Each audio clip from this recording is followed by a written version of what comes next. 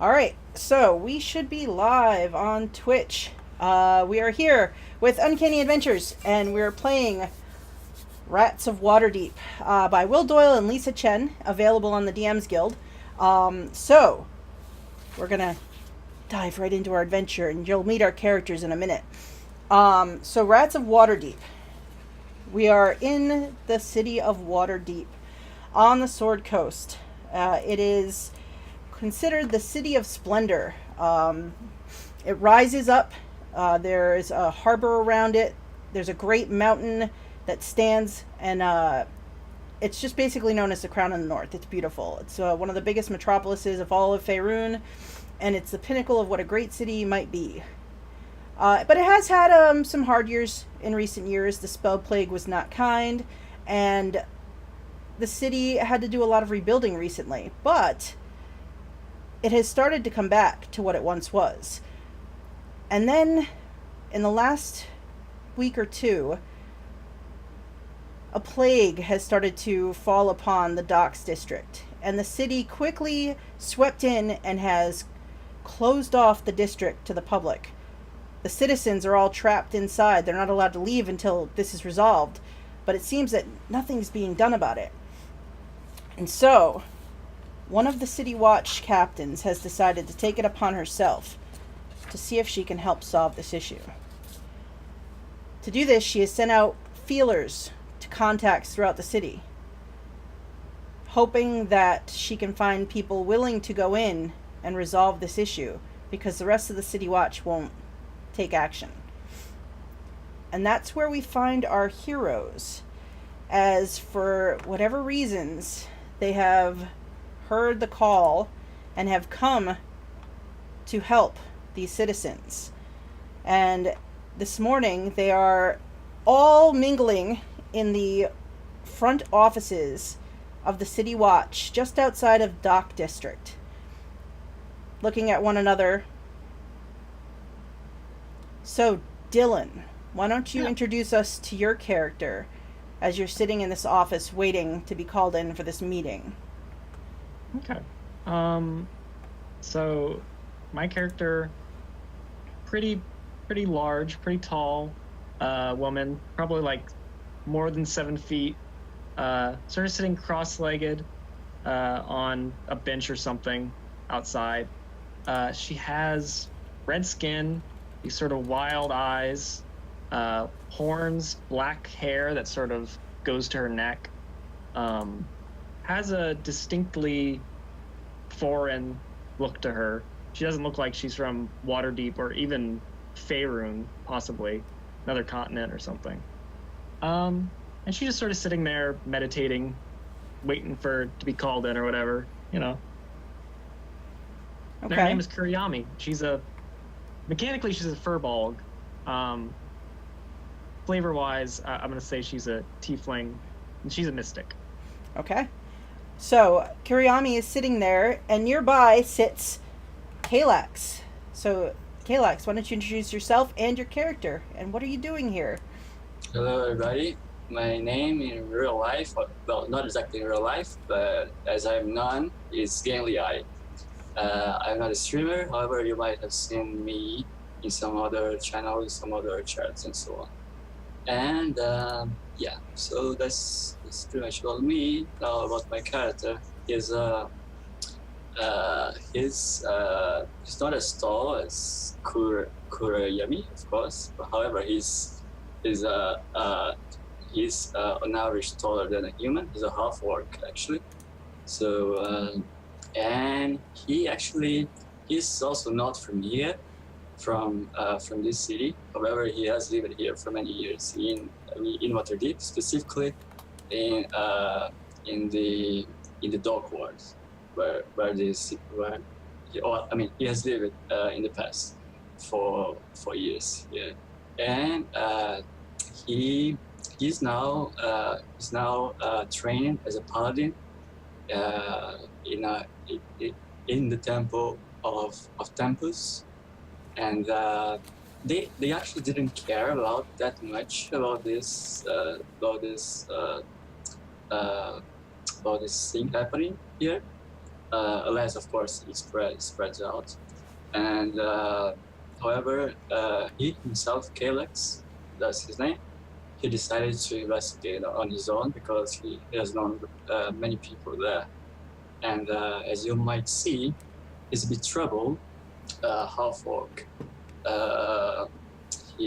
However, he's leaning more into the good side, and he's always has leaned more to his good side. So, and he has come to investigate and see how things are doing. And while he's also troubled, and I plan to repeat him in that way. In certain ways, I tend to make him a bit also endearing character, you know. So we'll see if I make it so, if I succeed. All right. So nearby sits the high elf Claraefina. Kat, why don't you introduce yourself and your character? Hi. I'm Claraefina, a maiden possible spell. Yeah, I'm a high elf. I come from faraway shimmering plains and originally grew up as a noble elf, but soon started joining my godmother's druid tribe and sort of didn't really feel the whole attraction to nature. So I do believe in the druidic things, but it's more that I'm into books. Give me mysteries, cartography, maps, all of that. Give me a good mystery, give me something to do, and just leave me alone in the library and I'll be happy. So after sort of spending my adolescence with my tribe, I decided to then travel the lands, see what I can learn, see what wisdoms I can bring to the other druidic tribes, but also, of course, you know, help out wherever I am. So this is why I'm here today. I heard that there's a great skirt upon the city, and I feel I can help out. All right. So, Patience, you are standing nearby, looking around this room of strangers. Why don't you introduce yourself, Scott, and your character? All right. I'm playing as a Zarnil Tiefling named Patience. He didn't want the name. The name was given to him forcefully, as it is burned and imbued in celestial as a rune on his forehead. He has clay red, like dirt skin. His eyes seem to glow an amber orange. Doesn't have like a pupil or anything. It's just solid amber, and not glossy, like soot black hair. And he always keeps it very short. Probably looks very chopped up because he just uses a dagger to keep it short. He works for the guard, and he looks like he really doesn't want to be here, and something's forcing him to be here. And he keeps like putting his hand up to his forehead, like it hurts. All right. And we have Sunspot, a wood elf. Jamey, why don't you introduce yourself and your character? Hi, I'm Jamey, and I'll be playing Sunspot, which is not actually his real name. But in the village where he comes from, whenever somebody reaches a certain age, they get assigned a role, and he's become like in the warrior caste, essentially. And they give you a new name to help you kind of like sever ties with the past. So he's Sunspot. He has copper skin with kind of like a green hue to it. So like when the light hits it the right way, it kind of shimmers a little bit in the green color. He has emerald green eyes and ceremonial makeup he wears around his eyes that kind of look like it's just fire rising up from his eyes. He has short black hair in the classic undercut style, and he's a little over 6 feet tall. And part of his training to be in the warrior caste is to go out in the world for a period of time, help people, train, just be better, so then he can help out whenever he returns. So he arrived in Waterdeep, heard about what was going on with everything, and decided to help out. All right. So you guys get to mingle around for a little bit and kind of see each other, size each other up a little bit, maybe greet one another if you want to. Do you guys want to talk to each other before at all? I'm just sitting here reading a book. Okay. I'm gonna say to them, we will also try to get into the area. That's what I'm here for. Kurayami sort of just keeps her eyes closed and is like, yes, I've heard there's quite an event going on. It should make an interesting story. You're here. Go ahead. Sorry. No, you go ahead. Because Oh, I was gonna be like, you hear from Mr. Angsty, like arms crossed in like the corner, trying to be away from everybody, all angsty like. He joins in the conversation and goes, "You're here for a story? There isn't a story here. It's a cesspool." Wow. There's a story everywhere, especially in cesspools. They make for quite interesting places. it is a place where real people live. It's not to be treated in an easy way, you know. You know, and then he sizes you up. Even then, he tries to be a bit more intimidating, but then he leans back.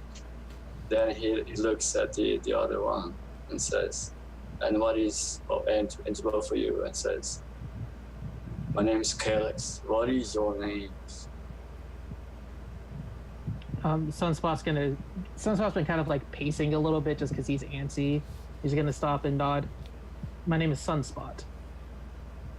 Is that a stage name? No, it's my real name. Really? Virtue name? I don't know what Sunspot is, but I'm assuming he's from your kind or land anyway. And the rest, if you want to introduce yourselves.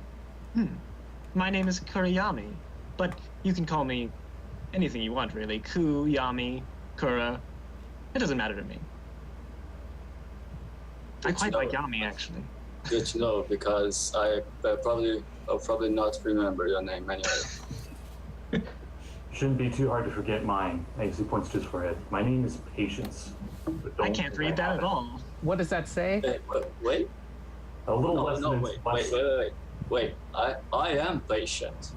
Why everybody keeps telling me to be patient? I asked your name. No? I mean, how should I call you?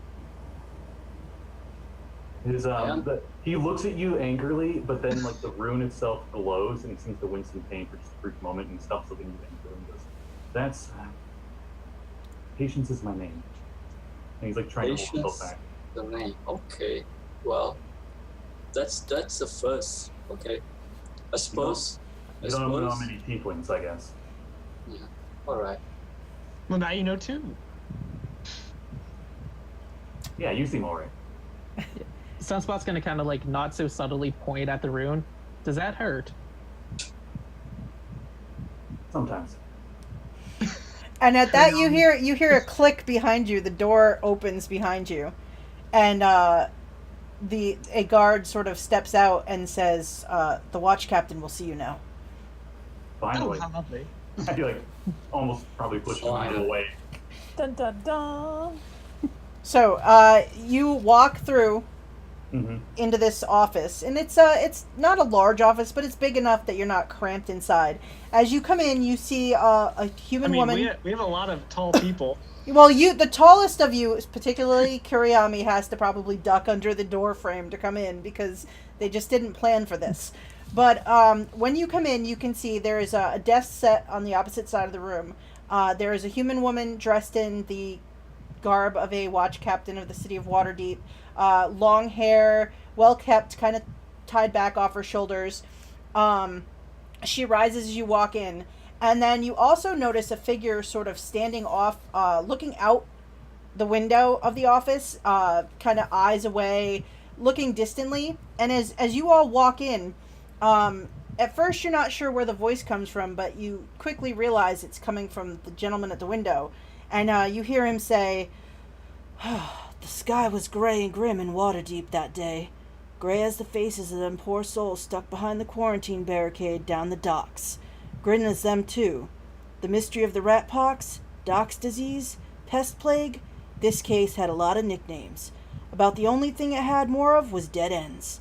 We were about to give up when they walked in the door, like a bright-eyed town hero walks into a tavern.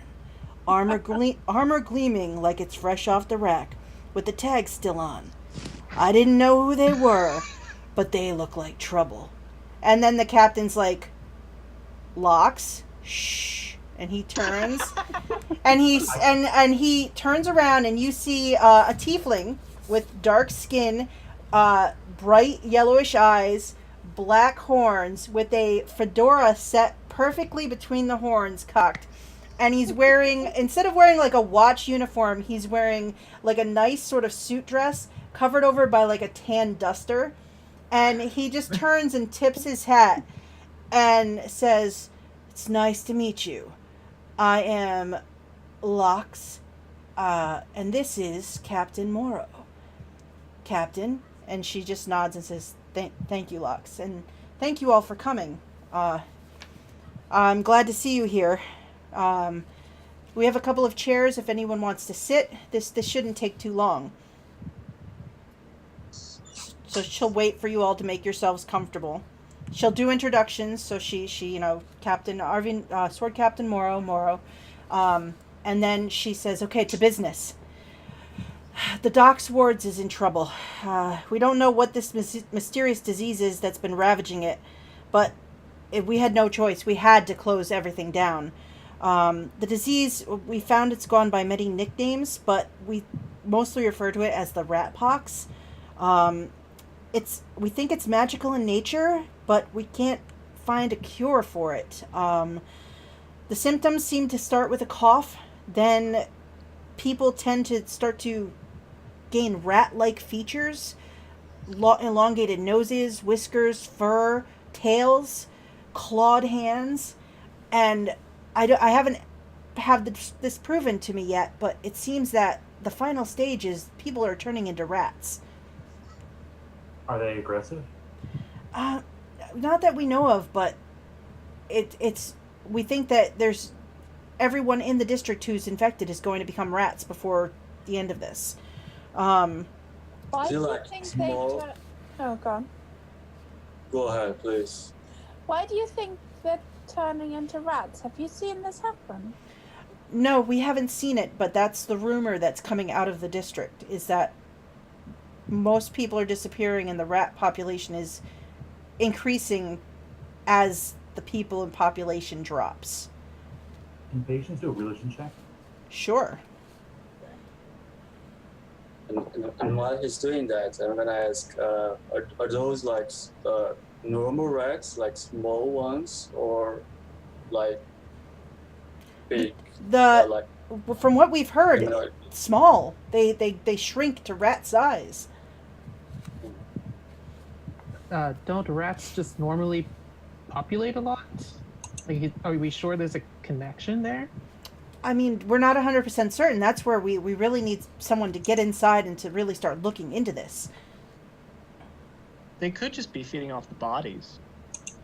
That is also true. Perhaps A lot of food means a lot of rats, a lot of babies. it's true. Well, Or you might just have were-rats or something. Probably the best thing you... Where? The rats are in there. But anyway, the Werewolves. you rolled 6 on religion, that's why I'm like... Can I do Yeah. a history check if I've read anything in a book about it? sure. The sounds like the most logical thing we could do is try to burn it out from the source. Maybe eliminate the ones that have it so they can't spread it further. Well, hopefully before we have to do that, I was contacted by someone who lives in the district, a Captain Gerald Brisby. He wanted to get in touch with me and meet me. He said that he had information regarding this plague and the cause of it and possibly a cure for it. But he never showed up to the rendezvous, and I'm concerned about what could have happened to him. Oh, he's a rat. Where he lives? What's that, Cat? Do you know where he lives? Yes, we do. We did find out the address of where he lives, and I was going to send Lox here with you to go and search for Captain Brisby in the district and see if you could find this evidence that he spoke of. Okay. Well, it's as good a place to start as any. And this whole time, Sunspot's listening, but he's just staring at Lox because he's fascinated by this person. Yeah. Speaking of this, the locks, as I point over at him, and I look back at everybody around me. I assume you aren't talking about us with this hero in shining armor. He We j- walked in. He is looking again kind of out the window, and he just turns back and smiles and says, "Do you not see yourselves as heroic? I think that that's always the aspiration of your types." I'm just doing my job. I'm not I'm wearing just any having armor. fun. For the record, I don't have armor on. He's saying that in character to Lox. I have this very fancy armor, but I don't think I can call myself as a hero. At least not yet. That is yet to be proven. That's fair, but yes, but you'll be accompanying me. I'm an intern in training. I'm hoping to become a world-class detective someday, and I'm interning with the captain here. So I'll be guiding you. In training? Trading. Yes. You're not a full See, intern? he's not an intern yet. He's training to be an intern. To get I that had job. that exact same thought. Oh. Ooh. He just looks up, smiles, and he says, "But I'll be guiding you into the district, so you'll be fine. No Great. worries." The intern in training is guiding us. Excellent. Do you know your way around, Lox? Do you know your way around in the district? Because I'm a cartographer. I know maps. Do you have a map? In fact, and he looks at her, "Ma'am, am I allowed to?" And she says, "Yes, you can give them the map." So you guys can look and roll 20, and I will show you the map of the quarantine district. Well, we're dealing with rats, and that's only get us so far. They like to scurry through cracks. All right. So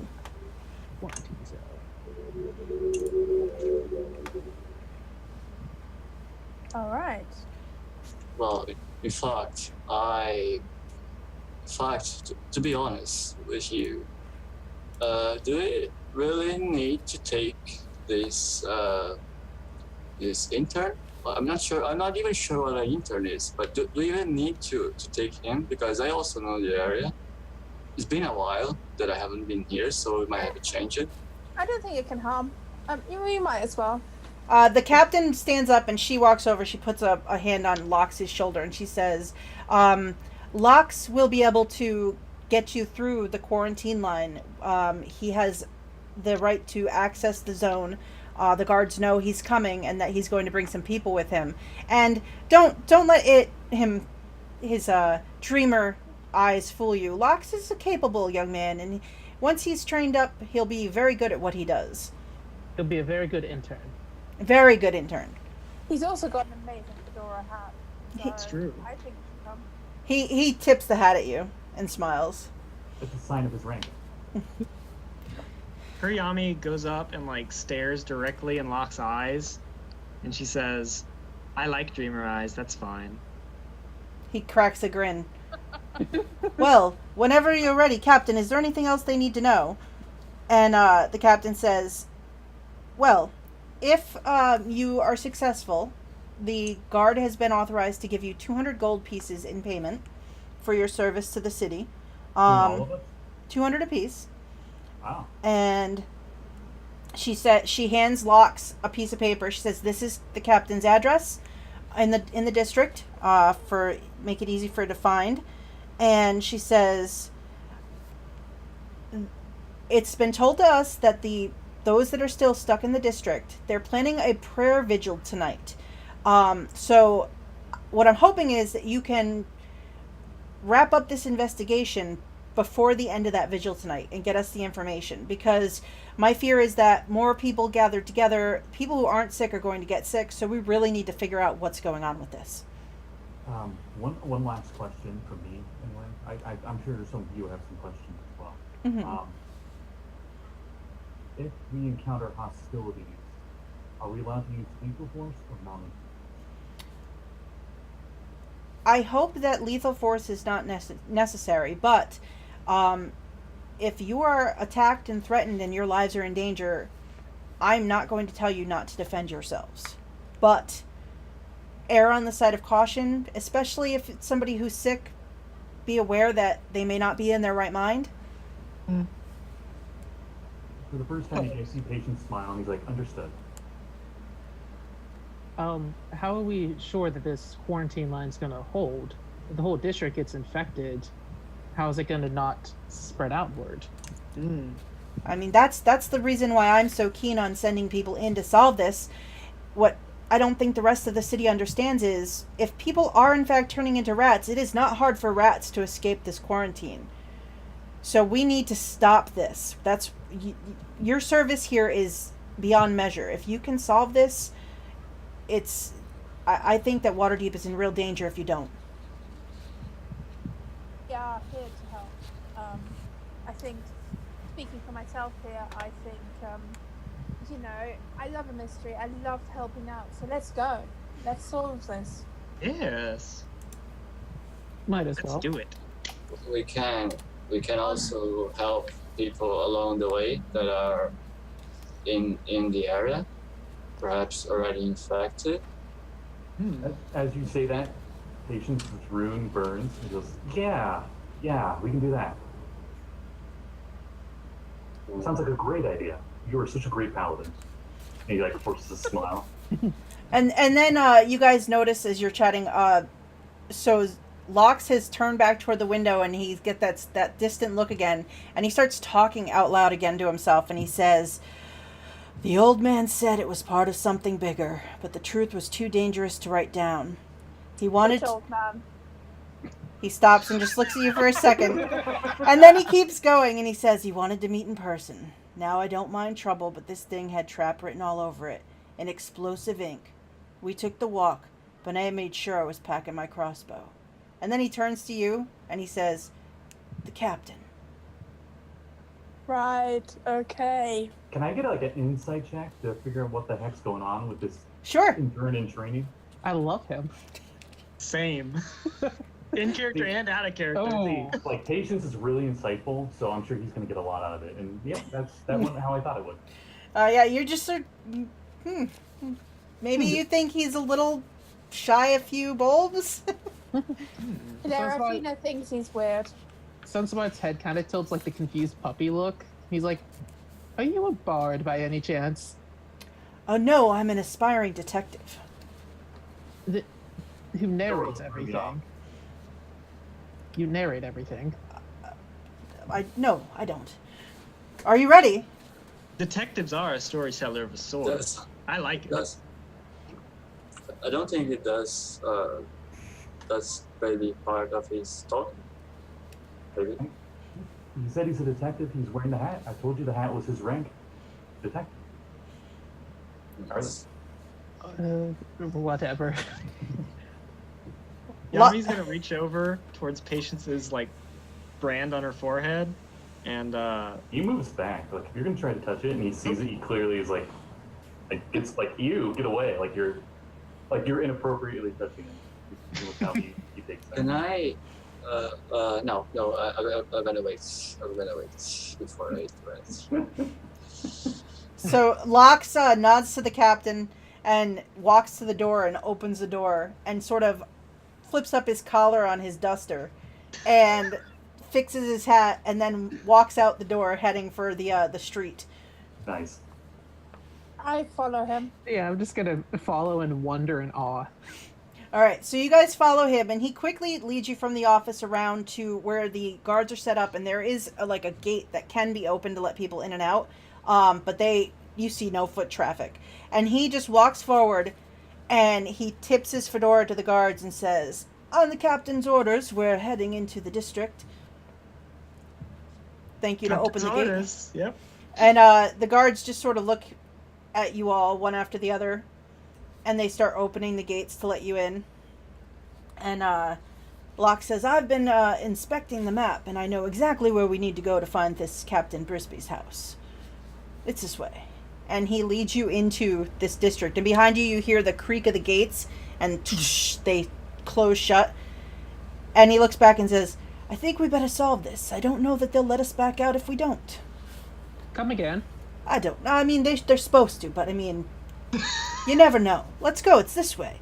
And he starts to walk down the street. And as you guys are walking with him, you look around and you can see that there are a lot of people kind of huddled about. There are some sort of sitting out in front of buildings. There are people who just look worn down. You hear coughing around you. And you do notice, scuttering about, a large population of rats moving about, like, in the open in the street. Is there, No, they didn't lie about the rats. is there any sign of like I know they got quarantined, but is there any food coming into this district, or is it completely fully cut off? Like these people are slowly starving. You don't know of anyone who's been allowed in or out, and from this meeting, it sounds like the guards have not been coming into the district. They are refusing to enter. Can I do a nature check to see if I can sense anything about these rats? Anything that I might get from them? Okay. 15. All right, so you see the rats and things scuttling about. You do notice that some of the rats look like a couple of them run by, and they look like they might have like some pustules on their back, like they're not entirely healthy themselves, and they disappear down a side street into an alley. So the rats that you see, they look a bit unhealthy. As we pass the groups, can we like hear anything they're saying, or can I try to hear snippets of conversation? You can make a perception check. All right.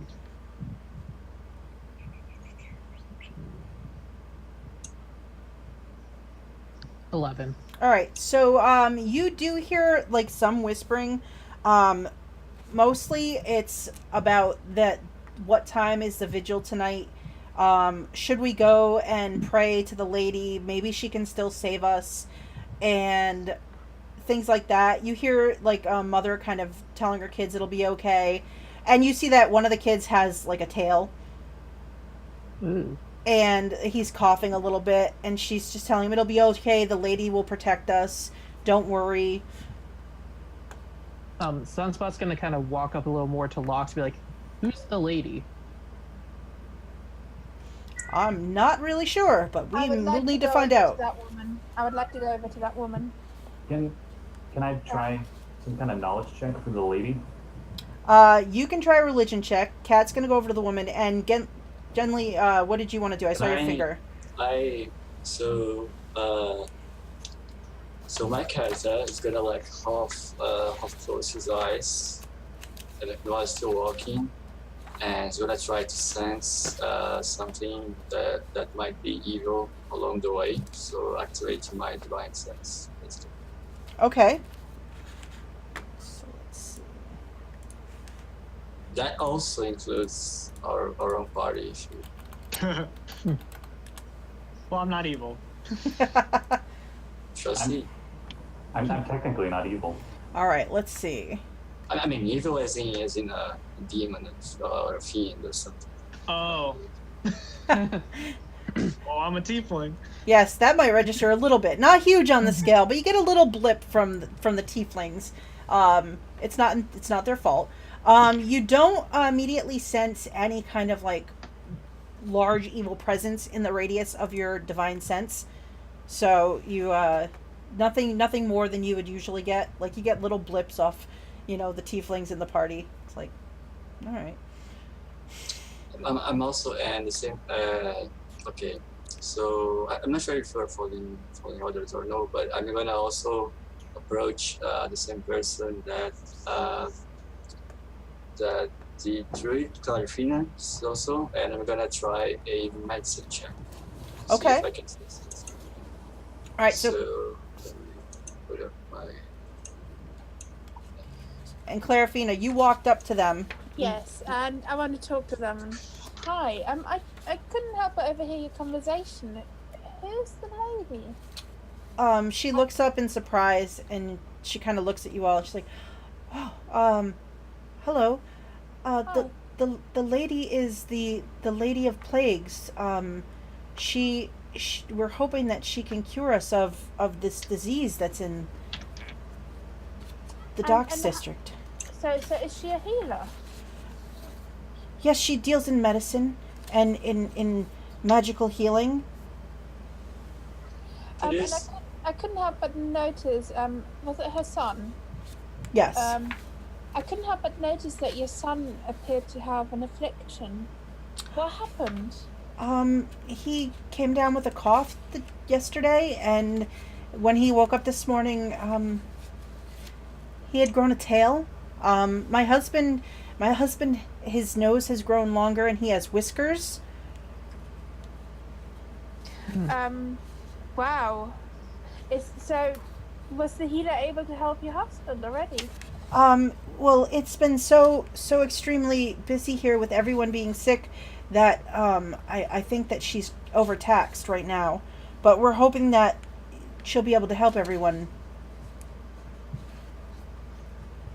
Wow. If this lady is who I think it is, I'm sorry to say this, but I don't think you got any help from her. But perhaps.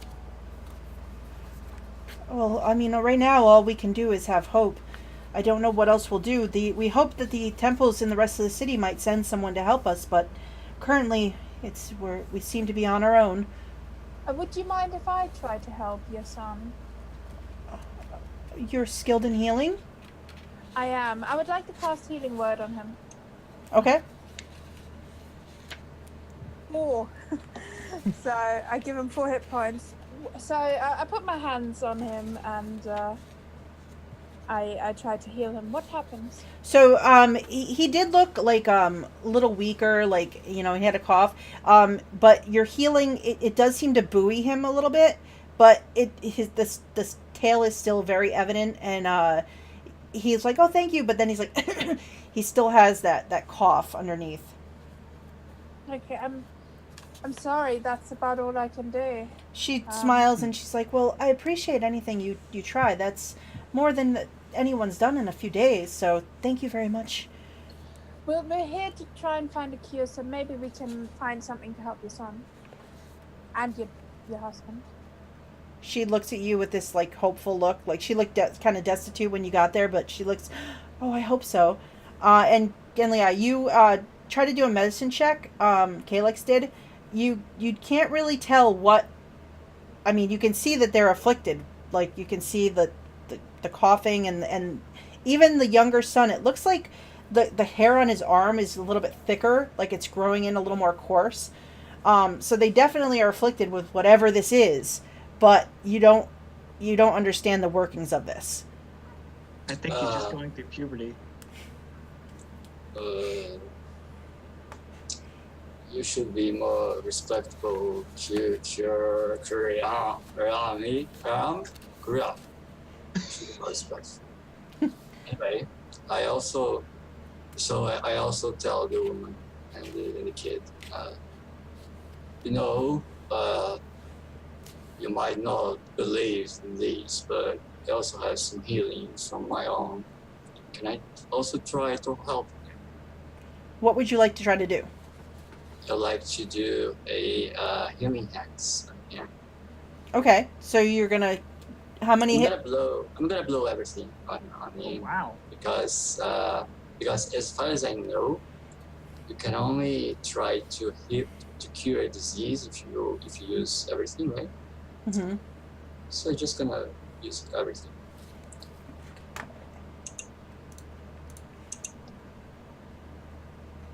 All right, so you try to basically put all of this healing energy into the boy, and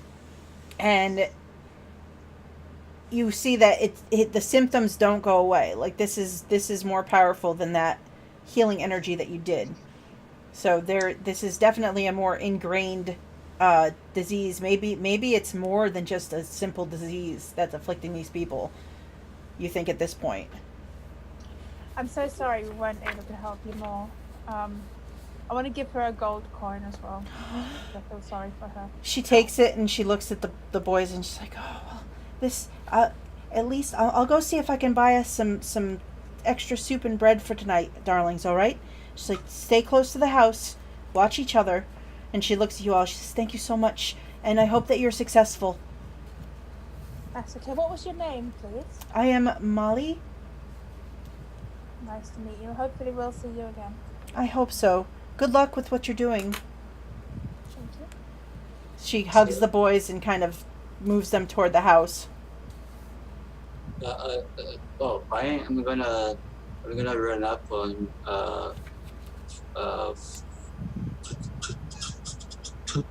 to catch up with the rest of the group because I assume they move forward, and I'm gonna ask Lex. So what's been happening with the ships that supposedly keep being in this area? Are they bringing at least food for these people? He says, no, I don't think there's been any deliveries brought in since they closed the dock. I think they had to deal with what they had. They're still trying to organize and figure out how they're going to safely transport anything into the district. I don't know, they thought about maybe doing some kind of drops at the quarantine gate, or even having some system set up to bring it in from the ocean side, but I don't have a lot of insight into what they're doing. Of course, you are trained yet. That's understandable. Well, I do my best. I am training as well. I can understand that. So, and as you have this conversation, you round a corner and you see a small group of residential buildings, and Locke stops and points ahead and he says, "Aha! I think we found the location we're looking for." And he starts walking purposefully toward one of the doors. And where are we on the map? all right, so on the map, you guys are. So you guys have come around. You've come down Dark Lane. You worked your way around Cloak Lane, and you are now up toward the top of the map on Cloak Lane, where the captain lives. All right. As they're walking, Sunspot's going to kind of start limbering his arms and legs up because he just kind of has a bad feeling about this. He's just kind of getting ready.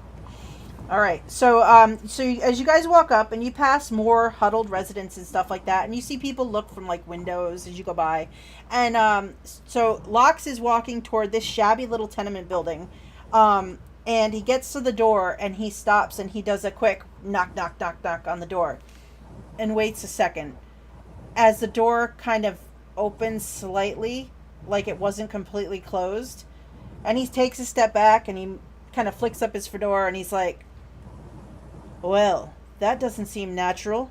Does it seem natural to all of you?" Does any of this seem natural? I mean, Yes, it is a building, so it's not very natural. Let's go in and investigate. That's true. Patient walks in. Although Nice. beavers do make dams. All right. Isn't the door opening by itself? No, it doesn't seem natural. So Patience walks past and Lox steps in behind him, and the door swings open on this it basically smaller room. The light from outside kind of comes in and brightens it up, and you can see it looks like it's sort of like a small efficiency. The main room looks like it's maybe a living room and a kitchen area, and then you can see there's a door kind of on the opposite wall that it's open, and you see a bed kind of set up in the room beyond. But the first thing that catches all of your attention is there's this kind of coppery scent as the door opens and you step in, and you realize it smells like blood. And then the light kind of falls across the floor of this living space, and you see a body lying on the floor in the living room, just sort of sprawled there. And Locke sort of looks around, and then he says, "We opened the door, and the room was red like a hobgoblin caught with his pants down. You don't stay in this line of work without getting to know the smell of blood. There was blood everywhere, that and the body on the floor. And this case had more murder written on it than the Xanathar's rap sheet." I'm assuming this is your contact, as he just pokes it with his staff. He says, "Well, I hope not, because that means that I'm out of information, but let's find out." So I use the quarterstaff to turn him around if he was on his stomach. all right, yep. So Get the base. you guys kind of look around, and you can see as you flip him over, you see he is covered in blood. There's a pool of blood underneath him. He's an older gentleman, human, kind of grizzly facial hair and things like that. It looks like, as you kind of take a look at the body, it looks like it's been bitten and clawed by small creatures. They aren't hostile, the captain said. Would I They'll be fine, recognize? he said. Would I recognize this as rats? Yeah, so Claraefina, you not only recognize like the small wounds as rat wounds, like you kind of look to the side and you can see in the faint light leading away from the body, kind of toward a window off to the side, there looks like there's little tiny footprints left in blood that go to the wall and up and out the window. Do I have to make some check just to see if that was the cause of his death, or would that be would that be too obvious? You can make a medicine check for me if you'd like to. Yes, I do. Yes. Wow. Ooh. Wow. All right. Natural 20. Yep. So Kalax like leans in as the body goes over and is immediately like inspecting the wounds, and you see that these little tiny the bites and the claw marks in fact are the cause of his death. What surprises you more is that it looks like the intent was just to kill. The wounds were not like meant to like they didn't feed on it or anything. It was just to kill him. So, and then Gross.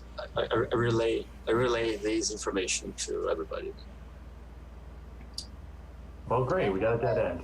Can I have a look around his books? Like, obviously he was the source, but can I have a look around to see if I find anything that gives the indication of his information? Okay, so plainly in the room you see sort of on this little table in the kitchen area, there looks like there is a pile of sketches sort of left kind of haphazard on top of the table. I want to look at them. All right, you can make me an investigation check if you want to look through them. Sunspot wants to go check out the bedroom. Like Okay. poke around to see if there's anything in there as well. All right, we will get to that. I'll join Sunspot when that time comes. I can't investigate anything. All right, so Claraefina, you're looking through the sketches, and the sketches appear to be of a young girl. She has red hair and a wealth of freckles on her face, and like there's various drawings of this girl, and it looks like at different ages and stuff. But you don't see anything in the like that jumps out at you in this. The two of you who go in the bedroom. What are you doing? So when you walk in, there's basically there's room for a bed, and there's sort of a small chest off to the side that's open. It looks like it's got like the man's sort of garments and things like that. Hey, Sun Guy. Are you much of an Sunspot. Sunspot. Sorry, Yeah. my bad. I'm not good with names. Are you much of an investigator? I'm average. Okay, I've had some training when I was in the army, so Are you a detective as well? I know. I see like points at you. No, I'm not. Okay. I'm an officer, as I point at my little badge. It probably doesn't mean anything to anyone here. Probably not. He seems like he doesn't really care too much about that rank here. But I'm going to try investigating. Would it be at advantage if we work together? Sure. If Sunspot wants to assist you, you can roll with advantage. Yeah, I'll assist on that. Sorry if I seem a bit brash. Just how I am. As they do. Yeah. Well, okay. Nothing wrong with that. You definitely don't live up to your name. You know that. Really don't. Forehead burns. Yeah. All right, so you two look around, and working together, you do discover underneath the bed, you find a rolled up broadsheet from the local like news that gets passed around. So in roll 20, I will show you the broadsheet that you find. Boop. Well, that's one broad. All right, so you find a copy of Straight Talk from the docks underneath the bed, Ooh. and can pull that out. You notice that it's got a couple of different stories. The main story appears to be something about a feud between Rat King and Lady of Plagues. There's also some advertisements for the local doctor and some other things on there. Sunspot's gonna point to the one that's circled, like the little doctor's thing. You say, maybe we should go there. Yeah, it's kind of weird that it's 13% off. Isn't that an unlucky number? Yeah, that's. Well, there's a lot of weird stuff happening, and he's going to kind of peer back through the doorway to look at locks as he says that. Oh well. Well, I think we found what we could find in here. Yeah. So Claraefina is mostly interested in page 3 and the top 10 accessories for your goldfish. Anybody who looks at the paper and wants to give me a history check to kind of Sure, I'll do that. see if Oh, you know yeah. more about some of this information you're gleaning from the stories. That's about right. All right. Oh God, we're rolling terrible today. I Oh, should have been named Insight, because that's what I don't have. Hey! All right. Somebody got something out of it. So you guys all sort of pass this around or kind of discussing it, and Claraefina, you hear that the Rat King and Lady of Plagues mentioned, and you remember that Rat Kings are legendary. They're known to be an unseen guardian of the sewers, back alleys, and slums. Whenever a fire, disease, or an invasion threatens the Rat King's domain, they step out of the shadows to defend it. Also, according to legend, each large city in the north has their own mysterious Rat King figure. They're known to be, they can be a man, they can be a woman, it's whoever rises to the occasion. To become the Rat King, the existing king must be driven off or slain. And the Rat King also represents the spirit of the urban sprawl, where the weak perish and the mob rule. Each Rat King is known to be able to summon swarms of the vermin to fight at their side. You can also, because you rolled so well, roll me a knowledge nature check. All right.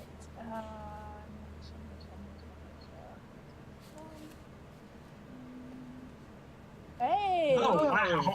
All right. 20. So, I want to know everything. so you know less about the Lady of Plagues only because they're an enigma unto themselves. But being a druid, you are familiar with some druids that follow what's called the Circle of Plagues. They're basically zealots who believe that nature can be strengthened if you cull the herd every once in a while. And they're known to actually come to cities and visit pestilence and disease upon them in order to bring about this natural culling of the weak and to let the stronger rise to the top. That's disturbing. I shared that fact with a group.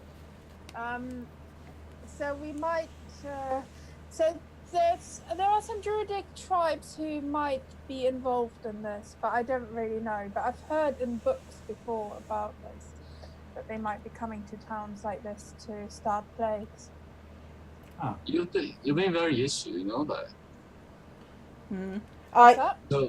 So I assume that this lady was someone else, but in the end, it means that she's the cause of the plague, so not actually will be able to help these people, if I understood you correctly. Seems like Maybe. there's like a turf war going on here between the Rat King and the Lady of the Plagues. And this little district is caught in the crossfire of it. I just thought this lady was just some crazy hoo-ha, and everyone's believing her out of desperation. Also, I mean, go ahead. probably a little bit of both. Maybe we should go and see her. And Is this and I asked Nox, the lady the address, the Lady of the Plagues, do you know about them? no, I don't know that much about her, but I'm sure we could, maybe figure it out. Do you know if she is at 133 Dark Lane? No, I don't know that address myself, no. Do you know how we could get there since you're our guy? Sure, I Yeah. could get us there, no problem. I think we might have walked right by that building on our way here. Perfect. Let's go there. Well, Yeah. Lead the way, sir. Before we do that, do we? I mean, is this? I mean, you have mentioned that before, probably, but is it like a single room, right? so And it's you walked in, so there's the living room area, there's sort of like a kind of sofa, not that good looking. There's the body lying near there. There's a small table in the kitchen area where the papers, the drawings were that Claraefina looked at. There's also an icebox set in the kitchen area. And then there was the bedroom that had the small bed. It had the chamber pot under the bed. They found the paper, and then there was just a chest with all his clothing in it. So no. I'm just a bit curious about you mentioned that before that the small footprints that you mentioned, are they leading somewhere inside the room, or are they all leading out into the streets? Yeah, so the little footprints that came off the body, they lead across to the window. You can see the blood marks up to the windowsill, and then they go out. So if you go over and you just look out the window, you actually can see like the tracks continue off and away. Also, Kalax, can roll me an investigation check, because you did investigate the body more closely. Oh, good. I'm good with sensing things, not actually using my brain, but let's see. Hey, you never know. Hey. Wow. So, Not that bad. while investigating the cause of death, you did in fact find a hidden note that was kind of in the pocket of the body. And so when you found this little piece of paper, it's a little kind of piece of parchment. It was hidden, like as you moved him to investigate him, you kind of moved his foot and his sock came off a little bit, and it was sort of tucked in his sock. So when you look at it, you see that it's got letters written on it. It has the letters capital H, and then it has the number 908 scribbled on it. Folks, I think I found something that might be interesting, but I have no idea what it actually means. So I hand over to Serafina. No, Serafina. No, to what's it called? The sec. I'm lost now. The Claraefina? Yes, Serafina. Oh, you hand it over to me? Yes. Yeah. Can you tell me what this is? What this means? I'm not very good with words Do or I know what this means? letters. You can make me, if you want to, an insight check when you look at this. Oh, why not? There we are. Hey! Hey. So you take a look at this paper, and it doesn't really seem to make sense to you for a minute, but then you look back at the newspaper, and you see an advertisement in it with HH at the top of it. I do indeed. Ah, I knew you would. You're very resourceful. I was gonna throw that newspaper in there and be like, maybe there's a connection, but you found it. So. Good job, patience. You're also being helpful. Thank you for your input. You're welcome. So should we go to this harbor holdings, or should we go to this lady? Either's fine. We got a time clock. We got to get going. Yeah. So we have two leads. Before we leave, can I take a look at the drawings and the icebox? Sure. Just to be thorough. All right. So if you're going to look at the drawings, you want to just give me a, let's see. Yeah, give me an investigation check. Okay. A 20. All right. So you kind of look through these drawings, and you see too, it's a little girl, various ages, red hair, but on one of the pictures where she's younger, you notice on the back of it, it says cat, comma, age 6. Okay. Interesting. At age 6? Mm-hmm. What did the note say? That 00 something? The note said HH, and then it said 908. Okay. Okay. So, I hold up the drawing and I say, drawings of his daughter, perhaps? Sunspot's gonna look at Locks. Did he have a daughter?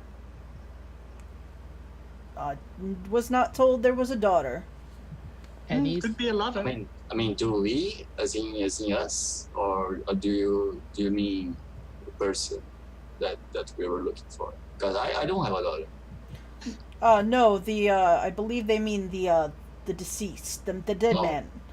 Might course. have a daughter. Yes. Well, if he did have a daughter, assuming she was in 6, or we probably would have found her here. Or what's left. Or she turned into a rat. That would be terrible. I did see a little red-haired rat when we were walking in. It's probably her. Oh, this is a tragedy. My God. Now, Wouldn't it be ironic if she turned into a cat? Can we please not joke about the situation? Sorry, I'm Oh, just. And I I say, don't know, like, Okay. say this in a very calm, trying to be calm way, you know. alright, Claraefina thinks, I think we should follow the proper evidence first. I think we should go to Harbour Holdings first, because we don't really know much about the lady, the healer, or whatever else. So let's go to something tangible first. We can always visit the healer afterwards. I say we follow Claraefina, because she knows Yay. this. Excellent. So let's go. As we go, can I see if I see any druidic messages posted anywhere? Okay. If there are druids involved, they might be leaving messages on street corners. So can I keep an eye out for that, please? Yes. And before you leave the building, so Kurayami, you kind of made your way over to the ice box real quick before you left. You crack it open. You're immediately assailed with the scent of various cheeses. All varieties of cheeses. Just sort of hit you all at once. It's so many different cheeses, it overwhelms you a little bit. And when you look in the fridge, you do in fact see that the icebox is full of different cheeses, as well as cartons of crackers. Are they still good? Make me a nature check. Is this Wallace and Gromit's house? Maybe. Oh, nice. Yeah, they do appear to still be good. Can I Pulling cheeses out. Can I strongly suggest that you do not eat those, even though They could they. be poisoned. Yes, it's true. I mean, I could be more insightful if you want. Oh. If I want to be more argumentative or persuasive, I can try to find out more about it. But the first instinct is to not eat something that comes from a place where people are turning to rats. Also, Especially cheese. Also, on that note, can everybody do me a favor? Just roll me a Constitution saving throw. Oh my Oh God. no! No. Even though we have a need. We're getting Rat Pox now. We're turning to rat. Constitution saving throw. Oh my God! Well. Oh God! We'll see what it means. Oh no! Oh no. All right, let's see. It's the cheese. It's the cheese. What happens? Do we sense anything when we did this check? So It was just more like a passive. let's see. Double checking. So you're. As someone who has mild lactose intolerance, I knew the cheese would betray me one day. Oh God! You should have a word of warning. So what? As you guys are you checked the icebox, you're getting ready to go. Kurayami, Kalax, and Claraefina, you kind of all are like. Oh no! So This is really stinky cheese. Oh. Let's do. Can each of you roll me a d6? The three of you that rolled the lower numbers. Oh joy! There's 6. Why? A d6. Wow. Sunspot's gonna take a little bit of his tunic and just cover his mouth when they all start coughing. Too late for that. No. Is it like 1d6? Yeah, just or... the one. So I'll take the first Oh, one. oh, sorry, I'll take the 6 for you out of those 3. Okay. Yeah, might as well. I'm not very good with rolls. So what terrible thing I might. before Claraefina? Currently you just kind of have this itchy, like, scratchy kind of cough at the back of your throat, but otherwise... Wait, this is how it started with the rats. We How it might. started. They started coughing. I guess we better solve it. I told you. I feel fine. I told you, tall lady, Yeah. that I am that I tall. don't and remember am your a name. lady. That we should not have any contact with foods, but we haven't eaten, so we might have spread from the smell. I don't know. Alright, let's But leave in the the cheeses future. alone. Let's leave the cheeses and let's go to Harbour Holdings. Kurayami already has a bag of cheese. I'm gonna, as you go, I'm gonna keep my eyes open for any cheeses or food that we might encounter in the way. Actually, Alright. So you all walk to the door, kind of walk out into the street, and turn to head off to the Harbor Holdings Company. As your eyes adjust from being inside the dim light, you notice figures standing in the roadway in front of you. There's 3 humanoid, kind of burly men, and then a few feet beyond them, there is a tall figure with purplish skin and tentacles coming off his face, with a little rat sitting on its shoulder with its brain exposed. Oh. And floating to the side of the man with the tentacles is a large, round, circular creature that's hovering about 6 feet off the ground. It's got one gigantic eye in the center of its face, and then it's got these stalks with all these eyes looking right at all of you. Are they in the way of us getting to where we're going? Yeah, they're standing like just feet, like maybe 15 feet outside the door of where you guys kind of walk out. Like as your eyes adjust, you realize that there's these people here. They're looking right at us? Like They're- they're purposely like... Yes, they are looking right at you. Patience Am I- doesn't even am I- break his stride. He's walking towards me. He's like, "Excuse me, we need to get through." Excuse me. we sorry. might have found whoever is responsible for all this. So, Patience, the giant round ball with the eye says, "I think you want to stop.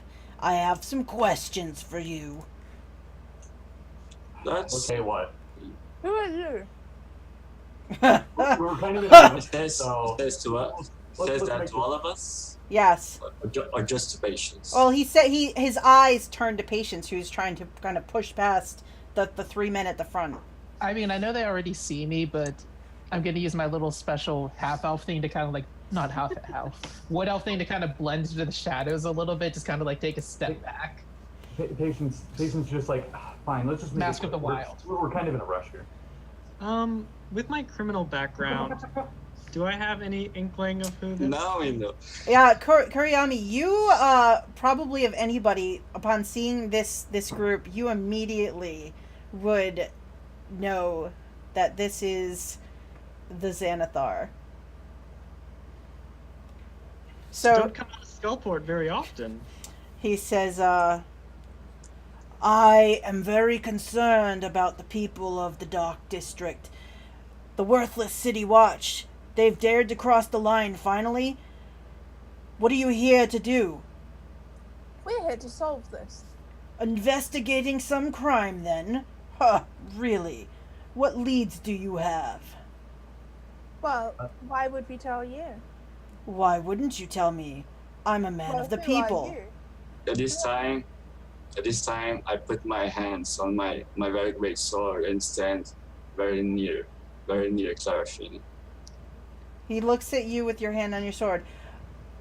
I don't think there's any need for violence. Wait, there's... I agree, Are just we in fighting? And Patience looks back at you looking really excited and happy. He's like, are we fighting? Are we doing this? Whoa, whoa, whoa, whoa, whoa, whoa, whoa, whoa, whoa, whoa, whoa, whoa. There's no need to fight here. He seems like a reasonable beholder. A what? Beholder. Look at him.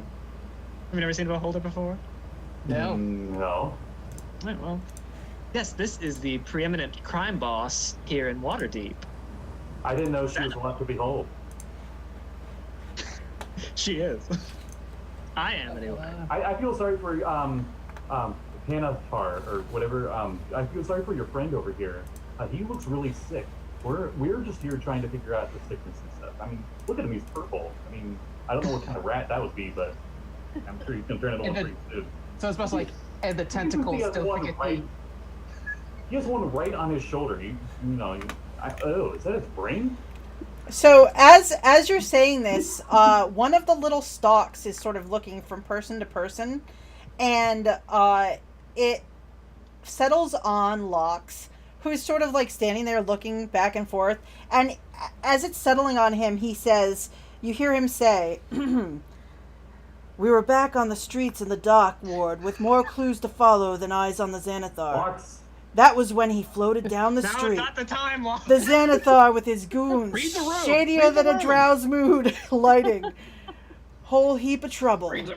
That mind flayer was carrying a rat with its brain exposed, like its hairdresser. Took a little too much off the top. And the Xanathar, well, let's just say, looks can kill."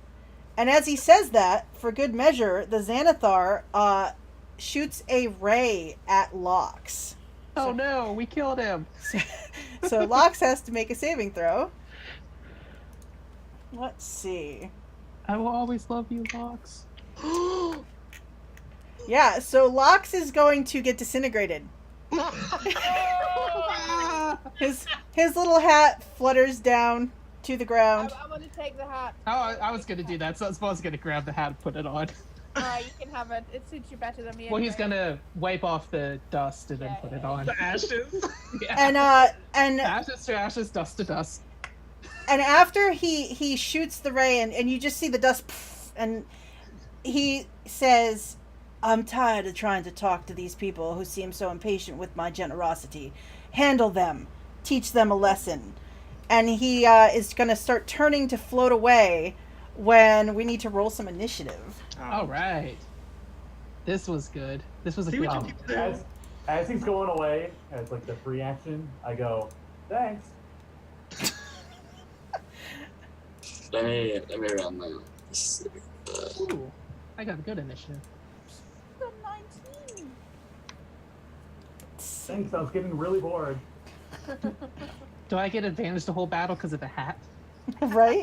You should. You should. Now Poor- for next game, I'll have to find a fedora because that is going to be part of Sunspot now. I seriously thought Patience was gonna die there. Oh well. Alright. Let's First see. hour of the game, TPK. Start over. There's some really good initiative rolls. Yeah, we do. Yeah.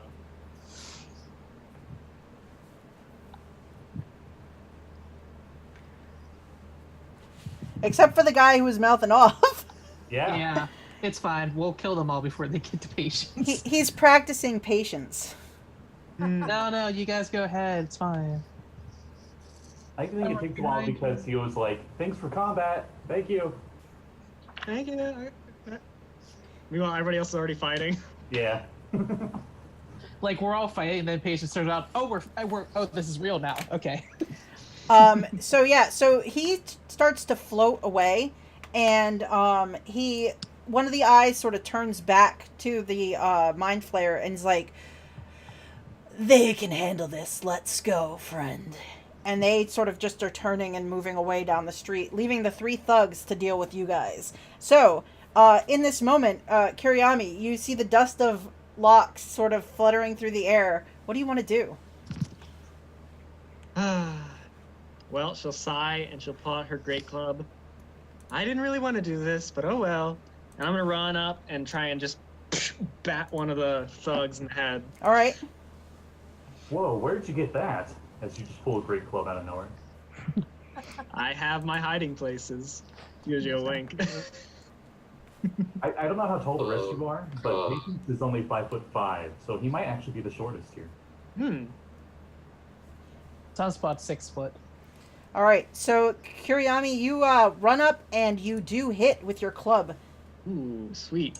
I'm gonna use my brute strike in my one psychic discipline here.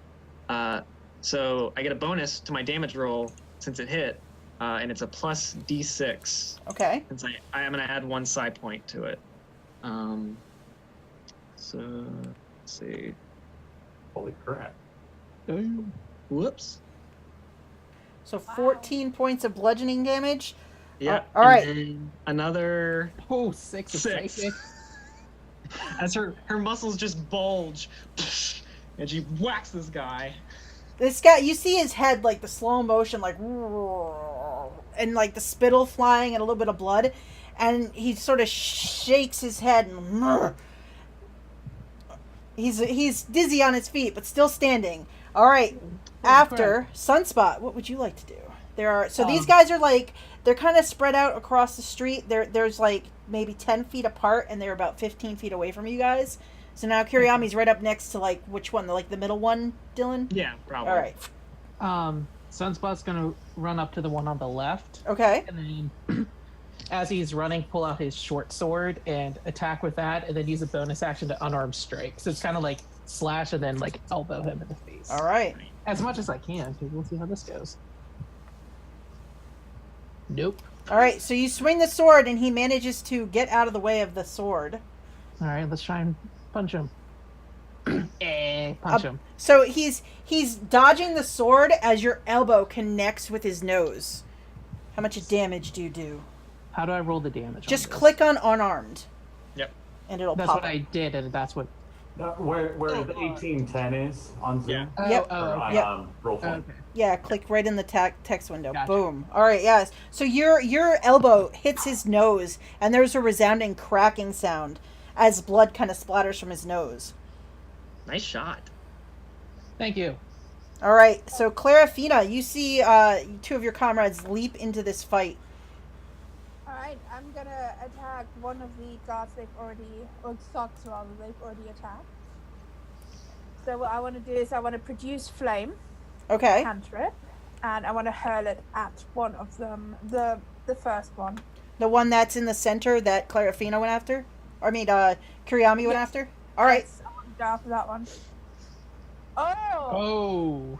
Oh. My Oh. goodness. Right, so this is 1d8, so is that 2d8? Yes, it is. Well then. Right, That poor guy in the middle.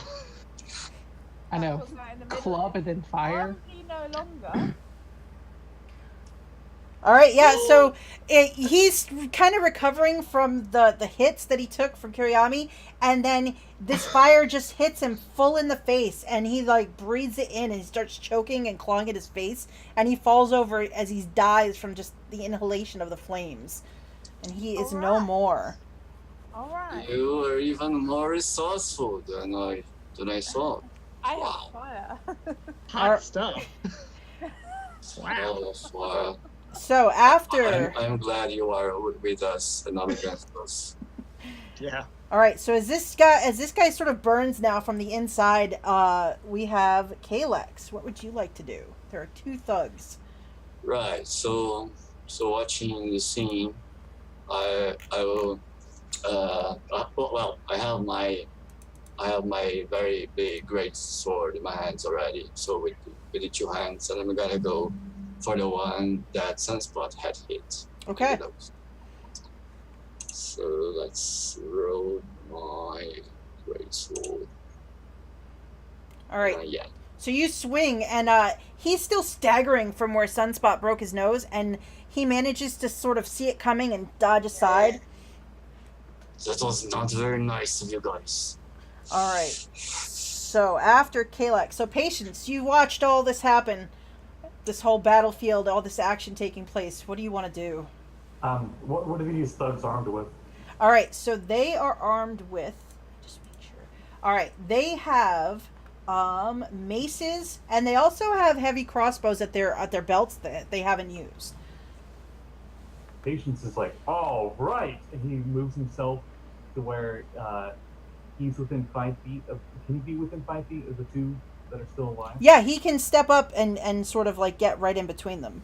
Can he like? He's gonna do something that has like a 5-foot radius. Can he put it so it doesn't hit friends? Sure. Okay.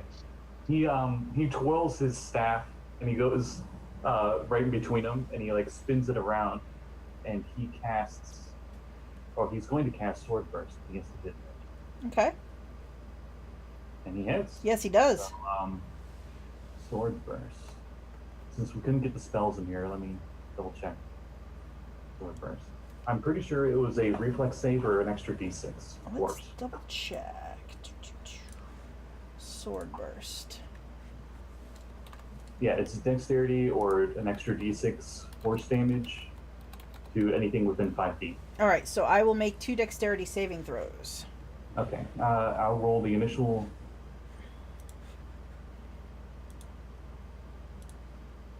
All right, so I got a 14 and I got a 1. The one definitely doesn't work. All right, so the one with the bloodied nose fails his saving throw. Oh, both of them fail. Oh, they do? I Nice. see. Wow. Nice. All right, so I don't have it in here, so how do you do it manually? 56. Type \R and then space D6 and hit enter. Okay. All right, so 4 points of damage to... Now, do you do damage to the one that you actually hit with the first? Is there, like, any other physical damage? I just looked it up. Apparently, it is just the dex save. It's not a roll to hit. I was thinking of the Okay. the green flame one. All right, Ah, so my they bad. both So will they take both- 4. Yeah. All right, so you spin your staff around and you just hit them with this blast of energy. And then they are going to attack. So one of them is going to take 2 attacks on Patience, who has gotten up between the two of them. So first attack with his mace, a 22 to hit. Well, he enjoyed living in the moment. He did. You take 4 bludgeoning damage from the first mace swing. Okay. And then the second mace swing is a 17 to hit you.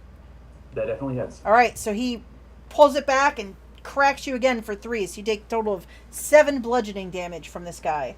And Okay. then the other one is going to, as he kind of clears his nose a little bit, he just sort of swings out. First strike against Sunspot. Bring it. Oh. Oh. He brought it. He brought that.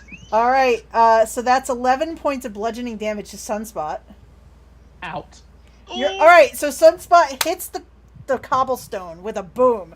And then he turns on Kalax, who's standing there too. And he's like, now it's your turn. But he gets an 11 to hit you, Kalax. All right, so you just sort of, it kind of clangs against, like, just goes right across your weapon and he stops it. And he kind of looks at you angry that he couldn't take out 2 with 1. I have an 18 AC, and I get hit with a nat 20. Boom.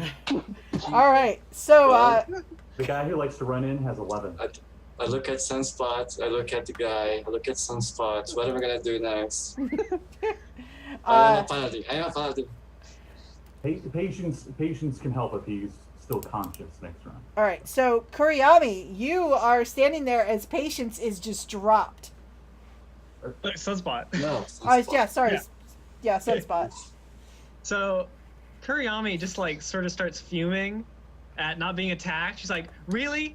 You shouldn't not pay attention to a girl. I have a big ego, and I'm gonna use ogre form and just get really big, and I'm gonna try and just whack one of the guys." All right. Do you want to go for the one that hit Sunspot or the other guy? I'll hit the one that hits one slot. Yeah. Okay. Patience is immediately swooned by that line. That's a 21. Definitely hits. Avenge me! And since I'm in ogre form, I get extra 1d8. Or, sorry, 1d4, not 1d8. Hey. Okay. So 14 in all. All right. So you just club him. You hear like there's a cracking sound, but he's still standing. But like his side of his head is like bleeding, where you just sort of crack and rip the skin open with the blow.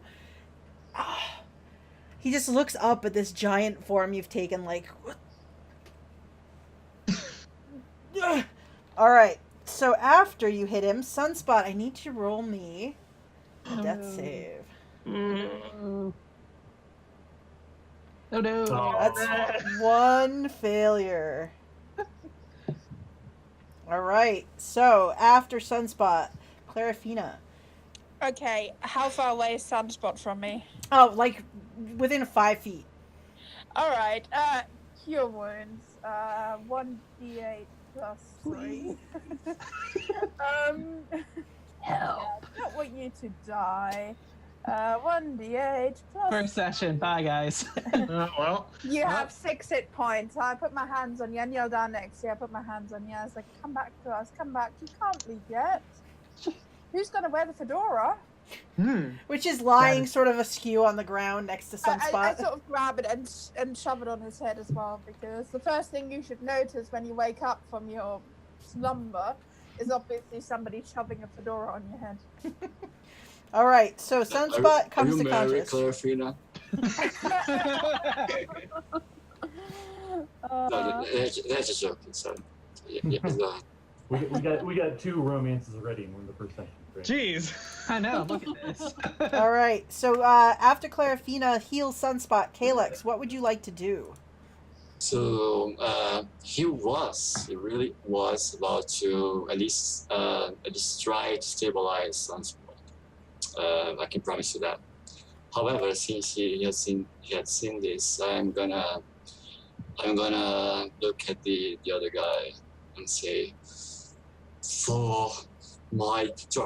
for temples, I'm gonna attack him again with my big sword.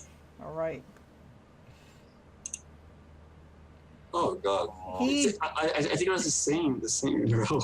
Yeah, he dodges aside again and looks at you, and he just shakes his head like, no, we won't fail the Xanathar. We're not gonna fail him. You're next, and he kind of pats the mace against his hand. All right. You're not doing a very good job so far. Patience, what do you want to do? Okay. Oh damn. Let me just double check what I got here. I'm at 2 HP. So let's see. He really doesn't want to, but he will heal himself. He'll cast Cure Wounds on himself. All right, so Patience, you see Patience, like, these, like, bruises and stuff forming, and they start to slowly heal as Patience is giving himself healing. So I then... just want to find out, I have no more healing. So, don't die. All right, so, the thug... No one dies today. Well, Sunspot's playing dead still. Like, he's awake, but he's just playing dead. As a bonus action, I try my best to distract the thugs away from Sunburst, who just got up. I'm going, see, look, you barely even scratched me. All right. So, the one that hits you, Patience, is going to try to hit you again as you try to draw their attention. So, 21 hits. Oh my. Jeanette. 7 bludgeoning damage. You cannot roll such good attacks in the first session every campaign. We're level 1. Wow, she actually does that? It's not on purpose. I've seen the history of this. This is my first time experiencing it live, but I've seen it. So, 7 bludgeoning damage. Okay. You're still standing? Yeah. So he takes That's the wrong answer. Literally, I took those wounds, and then I'm like, come on, and then I immediately took that same amount of damage back. And when he sees you're still up, he sort of like nods respect and then tries to hit you again. But this time he gets a 12 to hit. It hits. Oh, Warlock. For 4 points of bludgeoning damage. You should still be standing, I think. Nope. Right? Nope. Unconscious. All right. So Patience goes down. The other thug, who is toe-to-toe with Kurayami and who took those hits, just turns and says, I don't care that you're a woman, and swings his mace at you. The first attack is a 12 to hit. Doesn't hit. And the second attack is only a 5, so it does not hit because that is a natural 1. Just bounces right off my leg. It does. And he sort of looks a little bit surprised by that. Like, okay. Top of the order, Kurayami. What do you want to do? I'm gonna sort of dramatically fall to my knees and go, "Oh, that hurts so much! Sunspot, my friend, your sun has not set yet. I shall avenge you." And I'm gonna take my great club and like bat the guy with like the butt of my great club in the head. Okay. And Sunspot's laughing while he's still trying to play dead. It's like, Oh, it's only 7 though. All right, so you go to bat him, and he does the side step, so it goes right past. And he gets back, and he's like, no. Oh, every play needs its misses, I guess. All right, Sunspot. You are not dead. You're not. I'm not dead. You're looking up. Like, why is that sky above me? Okay. What do you want to do? Is the one who knocked me unconscious, is he still nearby? Oh yeah, he's still right there. Okay. Sunspot's gonna stand up, crack his neck a little bit, and say, "Now that wasn't very nice." And he's going to slash with the sword and then kick him in the solar plexus. All right. Oh, Just go for it. Roll well. Sword. That will That hit. Yep. Damage. 5 slashing damage. All right. So you slash him across the just midsection. You leave this big. There's huge wound right up his chest. He's like, oh. All right, here comes the kick. Nope. All right, you kick, and he manages to block your leg away from him as he sort of staggers back, holding his stomach where it's starting to bleed really heavily through his hand. All right, so after Sunspot, Die! Claraefina. Okay, I shout at the rest of the group, I have no more healing, I can't help him. And then I am going to do another flame. What is it called? I'm going to produce another flame. Okay. So there's 2 guys left, correct? There are. There's the one that Sunspot just hit that is bleeding at the gut, and he looks really bad off. The other one doesn't look like he's really taken a lot of hits. He looks still very sturdy. I want to go for that guy. Okay. 14. That hits him. Excellent. And that is, let me double check, 1d8. Yep. So let's roll 1d8. 8. Nice. Hey! All right, so yeah, you hit him, and it like explodes over his face and his chest, and he screams as you like can smell it burning, and he's like slamming on it to put it out, but it seriously injures him. You can see the flesh Good. burned. All right, so after that, Kalax.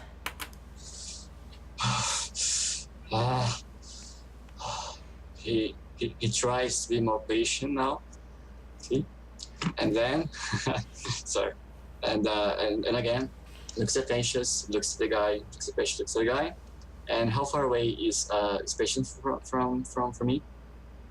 Patience is like kind of at your feet. He was between the 2 guys, and you were off to one Okay. side, so he's like right there at your feet.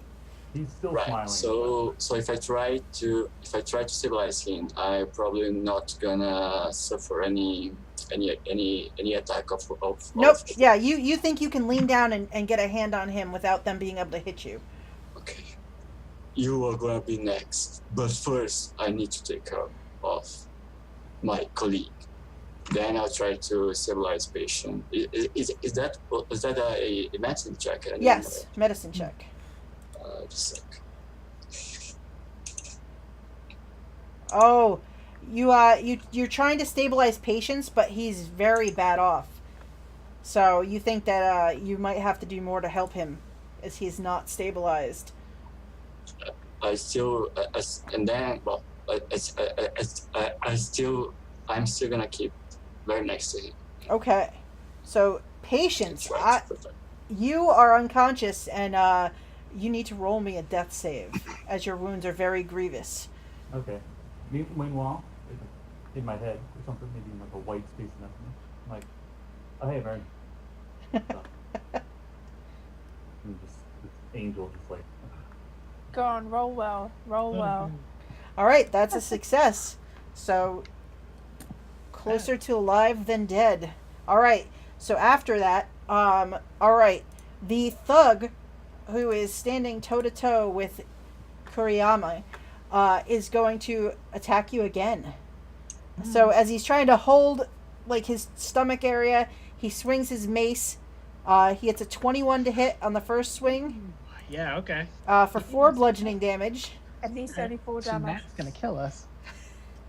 And Won't be the first time. he swings again. He gets a 16 16. All right. Yep. For 5 bludgeoning damage. Okay.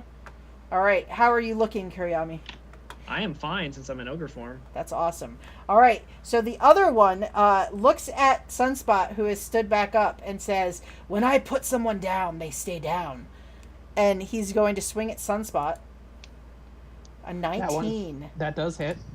for 7 bludgeoning damage. I'm down again. I was only at 6. All right. Wait, are you sure? Didn't I give you 8? No, you gave me 6. Oh. Let me scroll. Oh shit, yeah, I it was did. only I 6. did. Sorry. All right. Oh man. And then he turns around and he attempts to bludgeon Kalax, who's trying to help Patience. But he only gets an 11 to hit Kalax. So even as Kalax is trying to concentrate on healing his friend, he definitely dodges away from this. All right. So after they go, Kurayami, what do you want to do? I looked down at Patience unconscious and I said, I already lost my patience. I'm not gonna lose my patience again. And I'm gonna try and hit the guy who hit me for a great club strike. Okay. 19. 19 does hit him. I'm gonna use my brute strike again on this, so I get extra damage. So 12. Oh yeah, you hit him, and you come up under his chin, and he comes off his feet, and just sort of flies away backward, and there's this thwap, as his body sort of rolls away, and he's not moving as he's sort of slumped against the side of the building across the street. Good job. Waggle my finger. He is gone. The third one is now looking surprised, and a little bit, like, he's looking back for his boss, like maybe they underestimated. Alright, so after Kurayami, Sunspot is unconscious. I need a death save. Roll well. Nope. Oh, so that's a failure. Does But that? it resets because they Okay, brought you reset, back, yeah. so So I'm still at 1. yes. Alright. Okay. That's what I rolled last time too. I know. Alright, so Claraefina, Sunspot is now fallen at your feet again. Patience Yeah, is on the ground. I'm. If you have a very, I mean, I'm not sure if I'm supposed to have another player. So go ahead, do a Yeah, I playthrough. have no healing. I'm gonna try and stabilize Sunspot. You know, it's not even saying dead there. What do I roll for that? It's a medicine. Medicine, yes. All right. Oh my. Yeah, word. no, so you guys are both, like, Kalax and Claraefina, you're both down there trying to stabilize your friends, and you're having a really hard time. They're really badly hurt from this attack. Alright, so after that, Kalax. Oh god. That game looks like 2 people now. You don't get lay on Try to control his bloodthirsty for the other guy and 2 people down. And I suppose I cannot in the same turn say something to intimidate the other guy so he can run off and then also make a medicine check. I would like talking is a free action, so if you want to try to intimidate him as you try to staunch the bleeding on your friend, I'll let you do both. Yeah, but then you would be like 2 rolls in the same turn. Yep. So roll me in. What do you say to him to try to scare him away? So you saw now what we can do. I suppose you are gonna run off to your boss now, or my half-orc bloodthirst is gonna be really come to my I'm not sure. You know what I meant. I'm gonna crush you. That's what I'm gonna do to you. All right. So you're so angry, you're just like yelling at him. Make an intimidation roll at him. Let's see.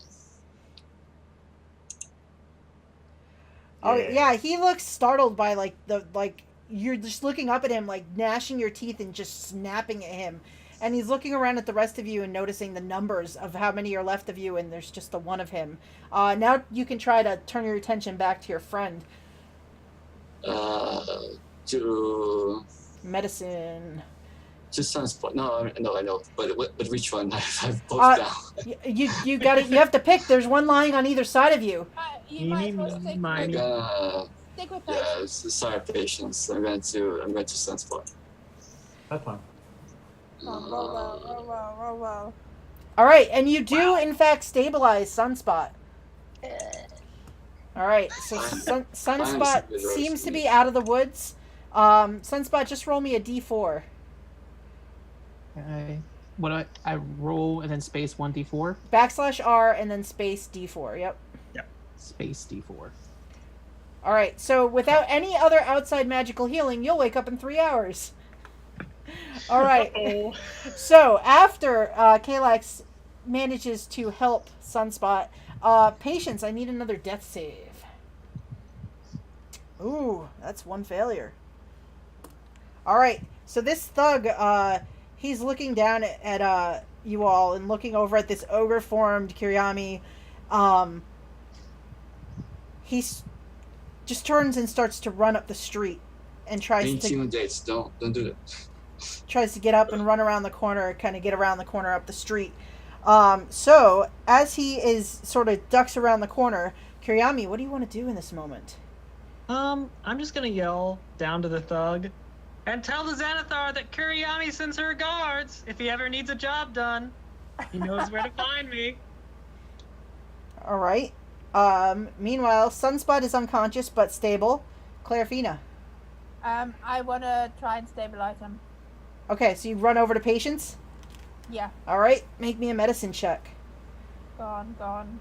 Oh. Okay, that's good enough. Yeah, you are able to stabilize him. So, Good. Patience, just roll me a d4.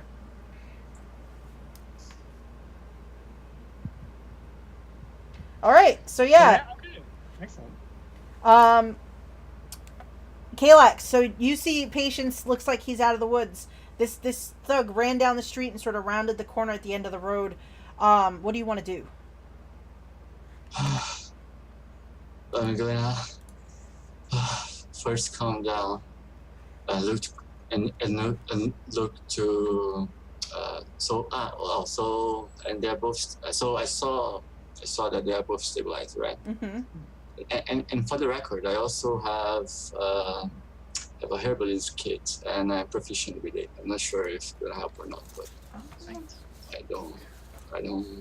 I think herbalism kit is mostly to actually create potions. Yep.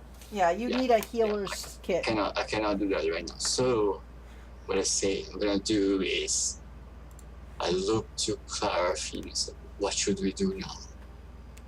That's We can't leave our friends. Okay, that's.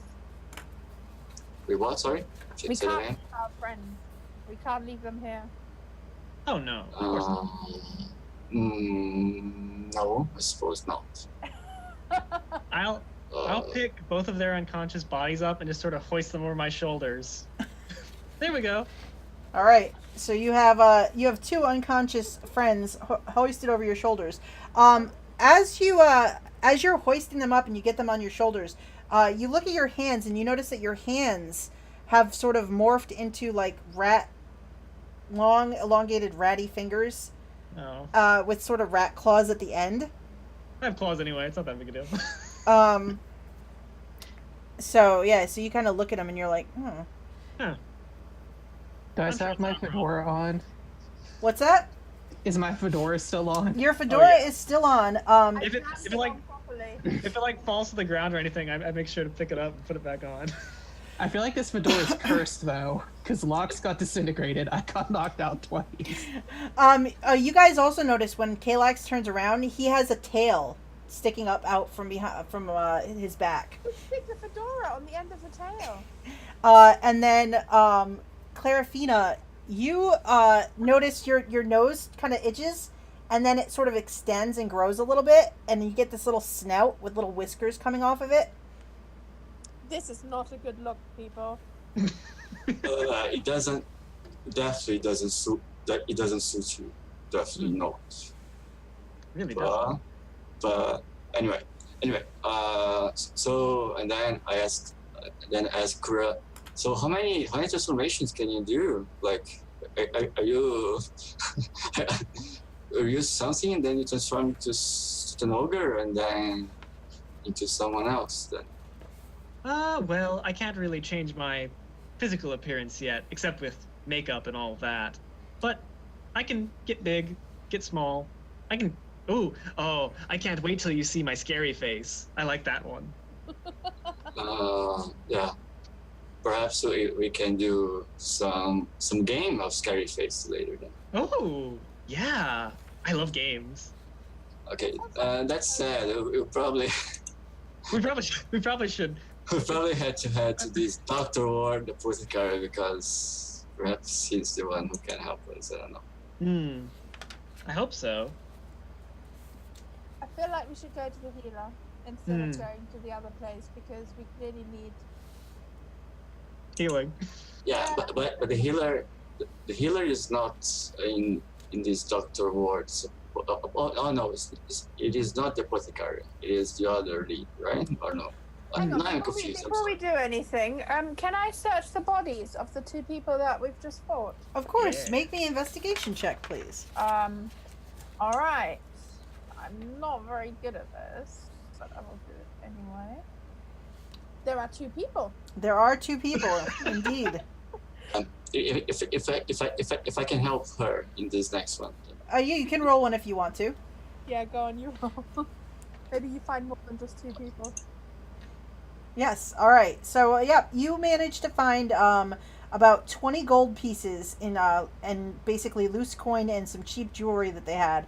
And the guy that got knocked like asunder and like rolled away, he has this bandana that he sewed like a pearl into the design. It looks like he tried to make like an eye with the pearl as the center. Aww, that's adorable. Yeah, so looking at it, the pearl looks like it's probably worth about 20 gold pieces itself. Okay, I hand all those to Claraefina. Here, I think you missed those. Okay, thank you. All right, so Kurayami has two unconscious people over her shoulders. Where are you guys heading to? Well, we could head to the ads, the doctor, whatever, or we could go to the lady of the plague.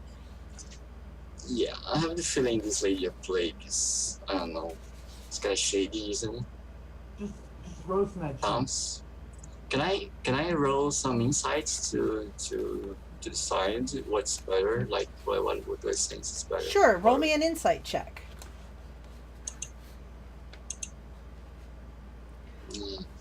So That's good. yeah, so you're It's not. thinking It is 12 actually. Yep. First. So, you're not 100% sure, but, I mean, you think maybe the Apothecary seems like a more legitimate business. Lady of Plagues, as far as you know, doesn't have, like, if anything, there doesn't have a place where you could go. Okay. Let's go to the Apothecary. Is it far from where we are? So, looking at the map you were given, it looks like the Apothecary is kind of back around the way you came. You probably passed it without even realizing it on your way in.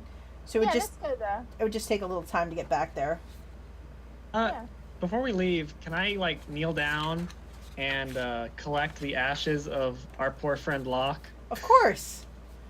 Actually, and his duster is still there, and also His duster. yes, his duster is still there.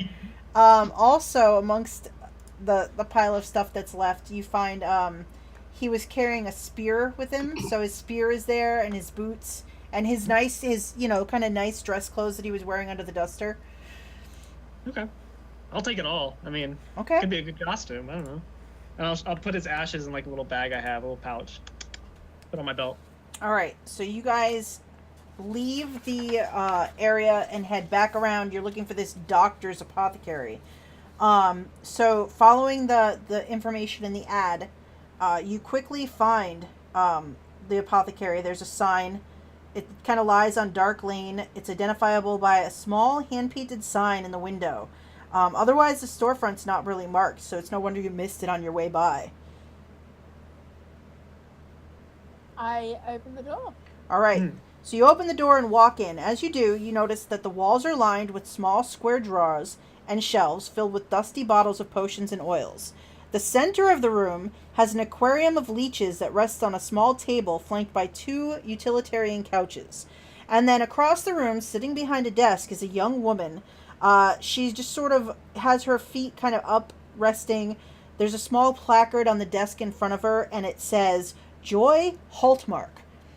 And as the door opens and a little chime goes off, she's like, the doctor's appointment book is full, so you're going to have to come back maybe later, or maybe, I don't know, another day, or, I mean, never. It's pretty full. And she doesn't even look up. She just is looking at the desk. Can I try to handle this Claraefina? And Kurayami. Kura. Okay. Go ahead. Claraefina, what? Okay. So I put my hands on something that she has in front of her and said, Up on the desk? Look, on the desk. Look, little lady. It's Joy. Look, Mrs. Joy. We have had a very, very bad day. As you can see, I'm a bit pissed off. You look a bit worse for wear, that's true. I'm gonna try to intimidate her Ooh. into helping us. You're gonna at least try to help us. Can I Right? give him advantage? Like stand behind him and just like show my fangs and stuff. Sure. Which looks extra threatening, no doubt, because you still got them two on your shoulders. 2 bodies. Yeah. Yeah. I like you make that same noise and everything. That said, I'm usually in this like life and death moments. I'm good with Rose actually, but let's see. No. All right. No, not much. Yeah, so you do this, and when you like kind of slam down on the desk and like get in her face, you didn't notice before, like a curtain moves behind her, and you realize there's a door set in the wall behind her, and she looks up at you and she's like, I said the doctor's appointment book is very full, and the doctor can't get to you today. I mean, I'm sorry about that, but I mean, have you seen what's going on out in the street? There's people falling over. Okay, so I put my hand on Kalax's arm and I sort of go, right, let me try. And I go, hi, Joy, hi. Hi. Hi, I feel like we got off on the wrong start here. So you and me, we both believe in knowledge and research and books and just knowing things. And I was hoping you could help. So we're trying to help this area. We're trying to figure out what's turning people into rats, and we're trying to find a cure together with the city guards. And I was hoping you could help us. I'm not a doctor. I'm just doing the receptionist thing here, sitting behind the desk. So, like, the doctor is busy. So the doctor's the one that does the... You're not a doctor. You look like you'd be a doctor. You look so wise. Oh, I'm very wise, let me tell you. But no, I'm not a doctor. Okay, when is the doctor free? The doctor's appointment book is like full. Like you're probably not gonna make it back before like you turn into a rat. I like the whiskers though. Oh, they're cute, aren't they? They are. I love them. Do you want to feel them? They're really cute. No, I'm good, but thanks. So yeah, so if you all want to try to come back another day, it might be you might get a... Where is this appointment book, Miss Joy? Well, it's here. Oh, can I see it? Oh no, you're not the doctor. All right. Can I reach over and just like grab it? Can I do, whilst he's doing that, can I do some druid craft in like a far corner to distract? Ooh. Sure.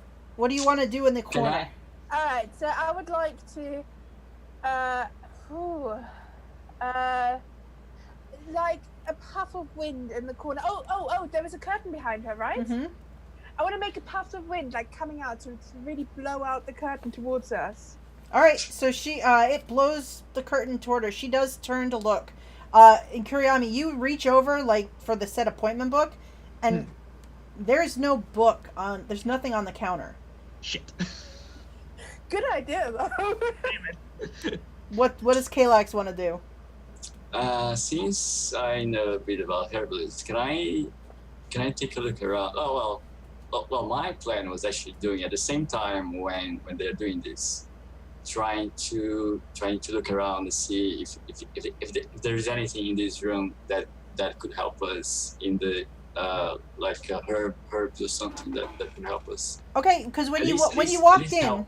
yeah, At when you least walked help in, those there's like spots. cases. There's cases of like oils and like potions and things along the walls. Do you want to? If you want to, you can try to maybe like identify if something in there is like a healing potion. If you want to make a medicine check. Can I do that? Yeah. Well, I mean, I don't care if she notices or not. Anyway.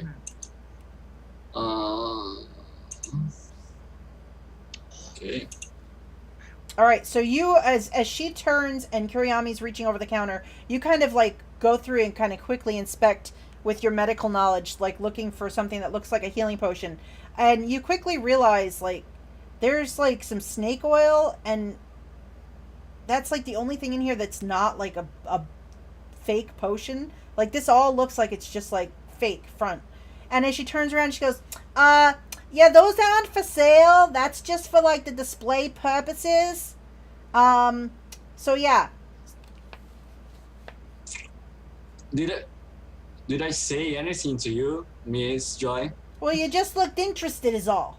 That's all I'm saying. You looked interested, so I'm letting you know before you get too far into searching for something specific. Alright, what do you have for sale, Miss Joy? Well, we don't. That's the thing. This is all for show. That this is the doctor's like display. So today we got nothing for you. So you're gonna have to pick another day to do your business with the doctor. You have no potions available? And I sort of jingle my coin purse. Afraid not, my friend. Afraid not. There is no potions available currently at the moment. Okay, so I turn Can I do to. an inside check on her? Sure. Because I think she's got. Oh, okay. That's probably not going to go well.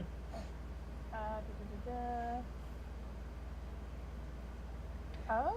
Oh, wow. So you kind of get the feeling like she doesn't really give a crap about any of this stuff. Like she's just sort of apathetic about the whole thing. Like she Literally just working there. yeah, well, like I mean, you know, you're here with two unconscious people. It's like whatever. Yeah. She could be bothered. Alright. I'm gonna turn. I'm sorry. Right. No, you go. No, I'm just gonna turn to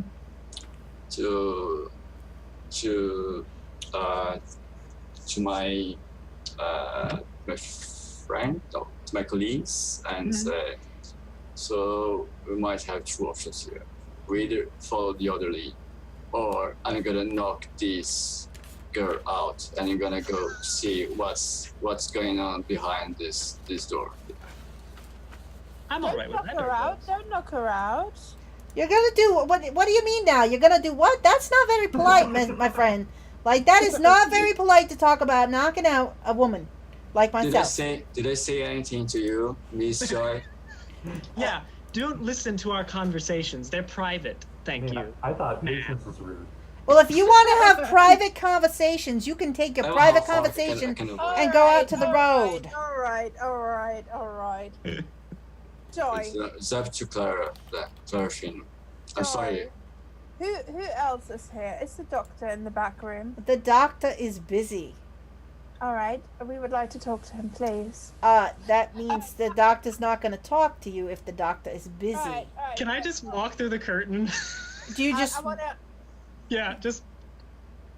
All right. So Kurayami is walking through. So Joy's trying to talk to Claraefina. It's like, excuse me, like that is not somewhere you're supposed to go. That is off. Yeah, whatever. I don't care. And she sits down in the chair, frustrated. Okay, I'm gonna follow. I think she's about to lose her job, so I give her a gold coin. And carry on following the others.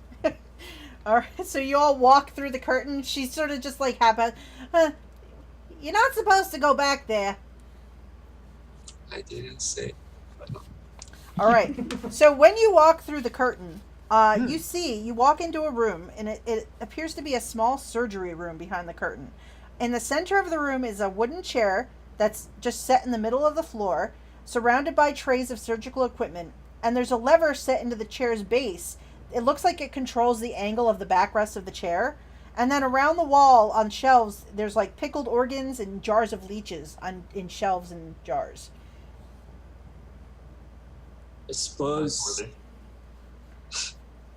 Yeah, I suppose I could try also a medicine check, but I suppose I'm not gonna find anything healing like in this full stuff of organs. Yeah, but looking around quickly, you don't see anything that stands out as like, oh, that's a potion, or that it's mostly these organs and the leeches. Yeah, that's not very good medicine they have here. Definitely. So it's very Victorian England. Let's just do bad things. Okay. Is there anyone else in the room? The room is empty of other people. Just you guys are back here now. Is there an appointment book or anything? Is there anything? Make an investigation check if you like. All right. Investigation. Hey, mighty +1. Oh, 18. Oh, wow. All right. So looking around, you don't see anything that looks like an investigation book. Let's see. But you do notice there. It looks like underneath this chair, the floorboard has like a seam. I knew it. The trapdoor. I investigate it further. Does it open? Be careful about it. Maybe something to do with the chair you think might open the door? Can I press a lever? Can I press one of the levers on the chair? Okay, so you push the lever on the chair. You kind of pull it towards you. The chair tips forward, and a trapdoor opens in front of where the chair is. Ooh. And you kind of can just quickly make me a dexterity saving throw. Oh, good lord. Dexterity. Dex, say, that's 3. Hang on.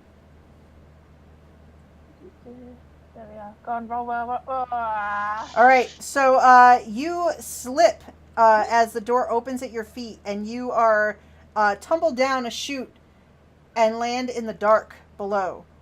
Oh wow. So you guys see Claraefina disappear. I suppose. This is where he buries the bodies under the floorboards. Yeah. I suppose I wouldn't be able. I wouldn't be able to have roll athletics and jump and grab her before she could fall out. I will. You know what I will do? If you wanted to leap forward, I will let her roll with advantage to try to avoid that'll be her getting grabbed and not falling. But I have to roll first. Nope. I'm just gonna let her. You're gonna give her advantage on so she can roll again to see if she succeeds. So basically, we either fall. Well. Wow. All right. So yeah, you manage. She's you see her disappearing, and just before her hand disappears, Kalax grabs her by the wrist and stops her from sliding away. Falling down on my watch. That pull her. All right. Kalax, how tall are you? About 6 foot. 6. Oh, okay. So you're because I'm pretty tall. I'm 6'1". I'm a really tall elf. Well, man, I mean, but if Jeanette wants me to roll some strength check or something, she can. No, I'm quite light and stuff. I was just curious. I was just curious about the image. If you're this tiny person holding on to that big long elf right now. Yeah. However, I'm really big I am built as a Half-Orc, so yeah. Mm-hmm. Also, I would look taller, right? I would imagine. Yeah. Like you. How much time has passed, by the way? Are the other guys alive again? Awake again? No. They're still asleep. It's probably been a little over an hour, so they're. Oh. Sorry, we tried to get you healing, guys. You know what? I will let you guys, if you want to, each one. You can pick which one you want to do it on.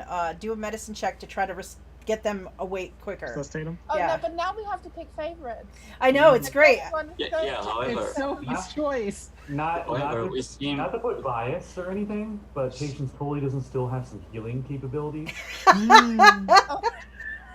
don't remember. Actually. I don't remember that. It's strange. Anyway. While Claraefina was falling down the trapdoor, Kurayami was like looking at all the organs, and if she finds a heart, she's gonna like stealthily take it down and like put it in her shirt. Oh, do you want to roll me a sleight of hand check? Sure. But with your little rat paws, Oh, you're gonna need to roll sleight of hand at disadvantage. I tried rolling a medicine check 13 on patience, by the way. All right, so so you take and you find like a heart and you just put it in your bag. Did I see that? What is your passive perception? Let me check. Passive perception is 11. No, you did not. Sunspot would have caught it, but Sunspot's unconscious, so no. I mean, mine's a 15, but I was busy trying to trying to heal patients, so no. All right, so let's see. I'm also good with medicine. Can I try to help one of them as well?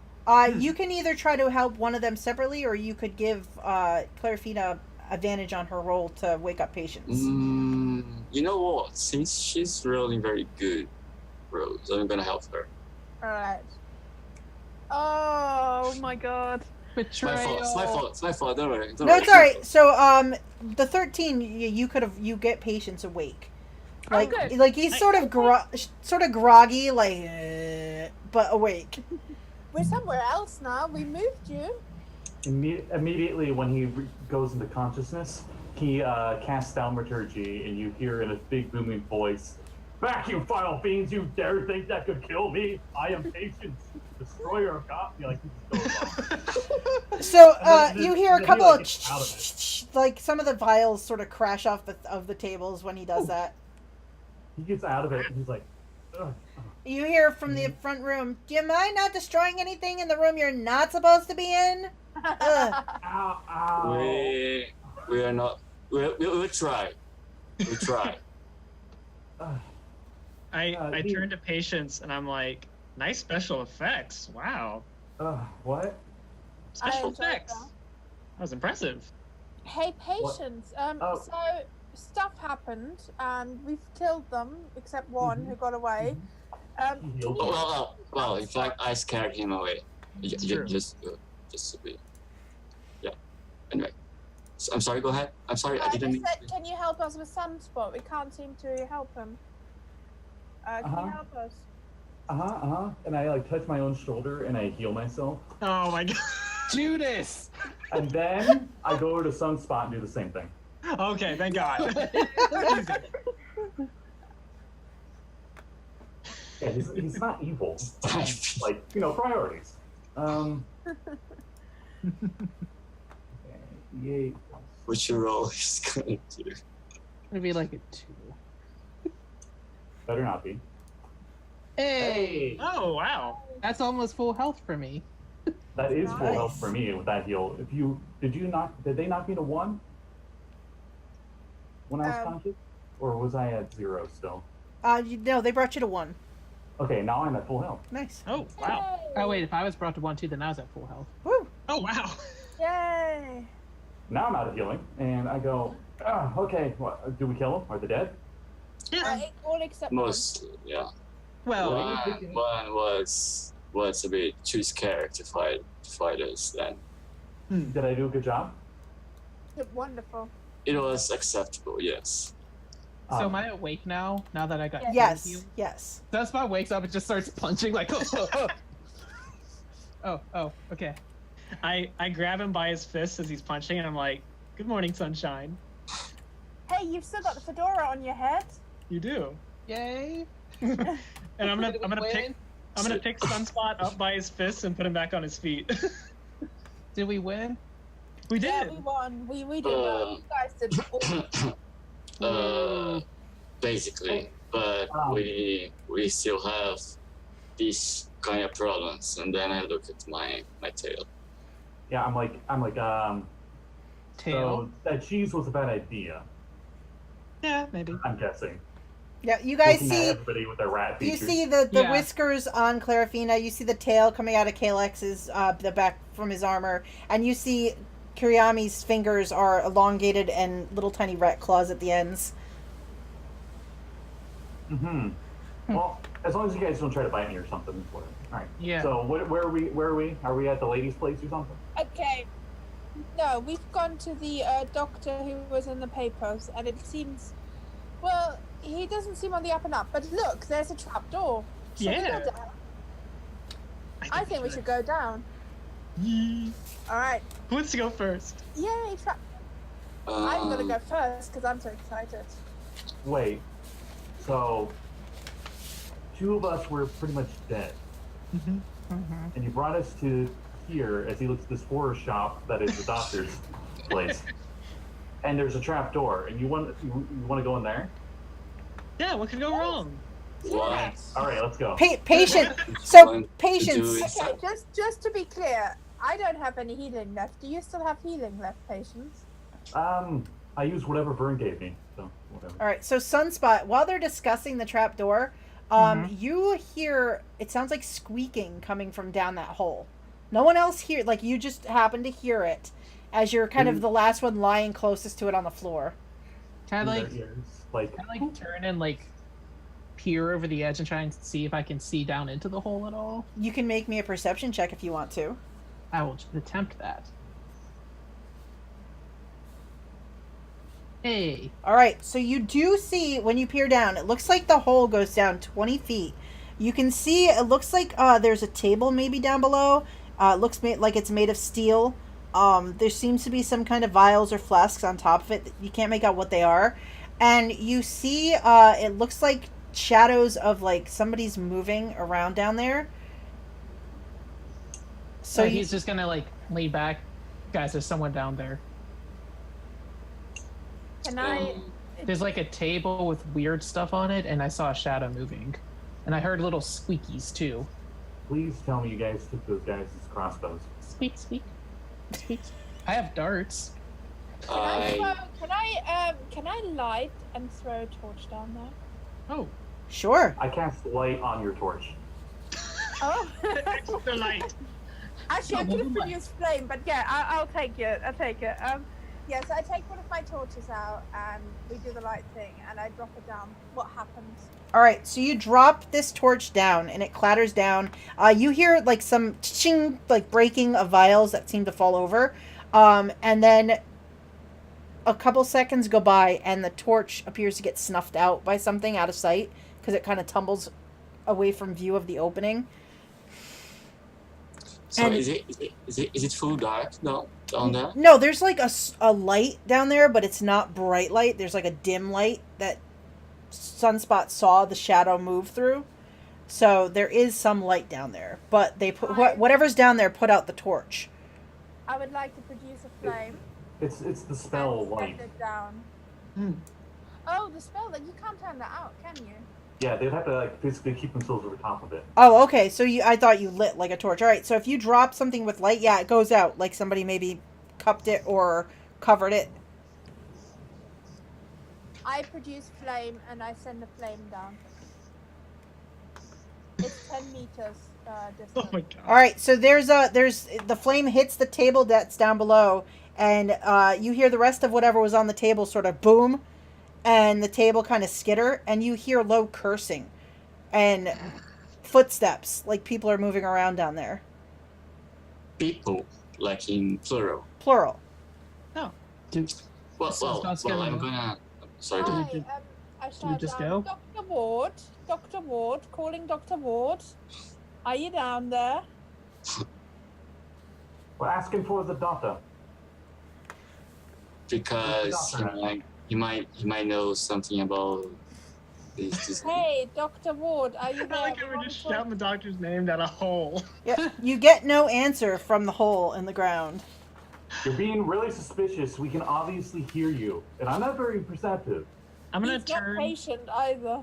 I'm gonna turn to everybody else. I'm gonna say, well, the best way to say hello is to go backstage, and I'm just gonna jump down the trapdoor.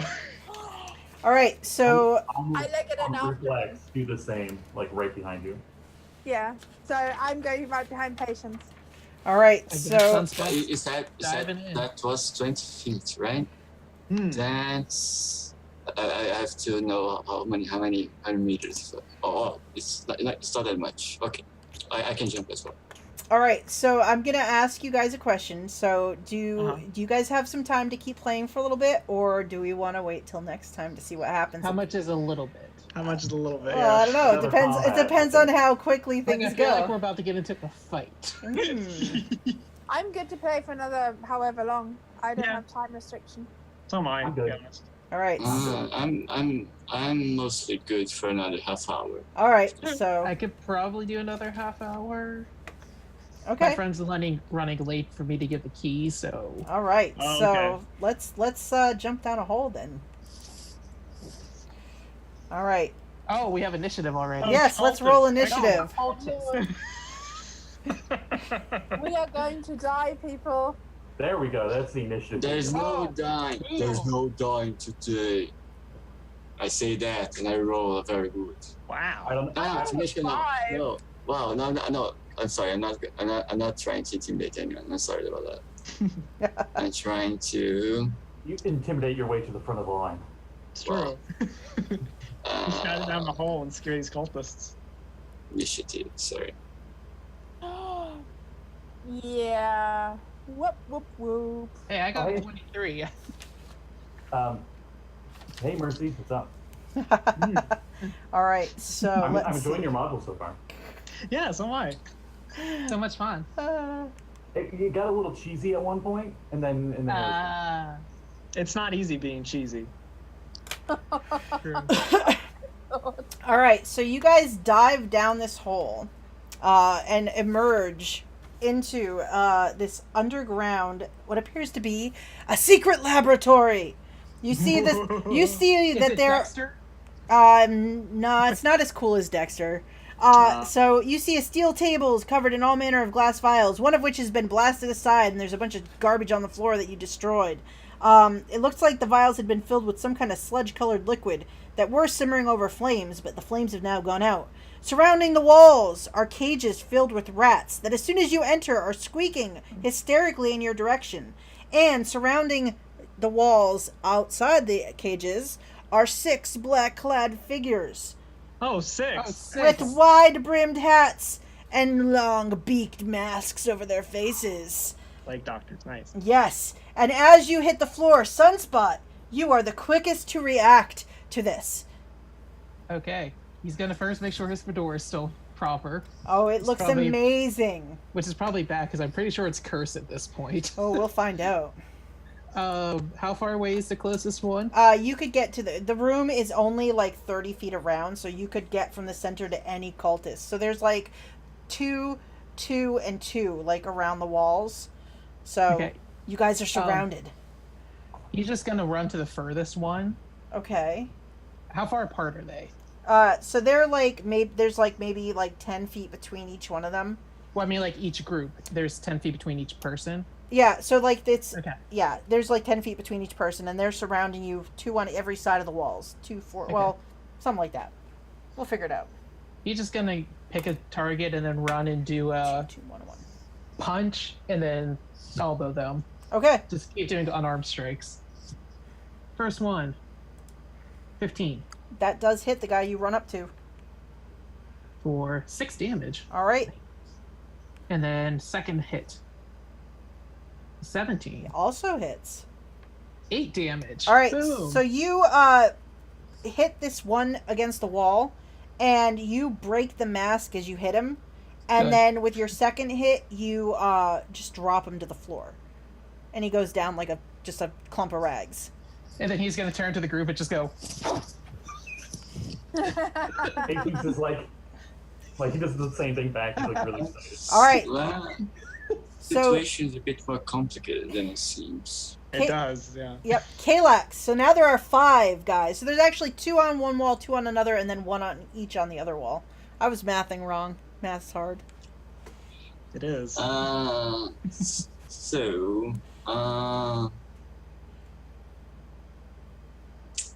I don't want to attack them outright, even though I'm Half-Orc, because they, as far as you told us, they look like rats, right? The guys, there's rats in cages all around the room. These guys, though, are like, Ah, they're wearing full black robes and they're wearing the plague doctor masks with the long noses. Yeah, and they are armed with. Definitely attack them. Yeah, they are armed with scimitars. They have scimitars. I have a great sword. I hold dibs. Sorry? You Sorry, said Bishop. scimitars, and I was like, I call dibs. You got it. Okay, I'm gonna run up and attack the one next to the other who fell, probably dead, with my greatsword. All right. Oh gosh, 7 again. Yep, that will miss. All right, so Kalax runs up, swings. The plague doctor manages to get his sword between him and Kalax, and then it is Patience's turn. Patience runs up on the same plague doctor, and Okay. that crazy smile on his face he had before, and twirls the staff around and goes to smack him right in the head, and you see like reminiscences of green flame on the staff. Ooh. This one is rolled a hit, so Okay. let me get my character. There you are. Two-handed smack. Yeah. All right, you swing, and he dodges aside and sort of repositions himself next to you. He just sort of laughs through the mask and is like, "You won't stop us." And then it is Kurayami's turn. Well, I'm gonna say I'm all for secret dress-up parties, but we don't even know what you're doing down here. So, I'm gonna take my great club, and can I how are these cages set up? Are they like hanging from the roof by chains? Or are they sitting on tables? No, they're or... like the cages are sort of stacked against the wall. So like there's and there's rats in all of these cages. Okay.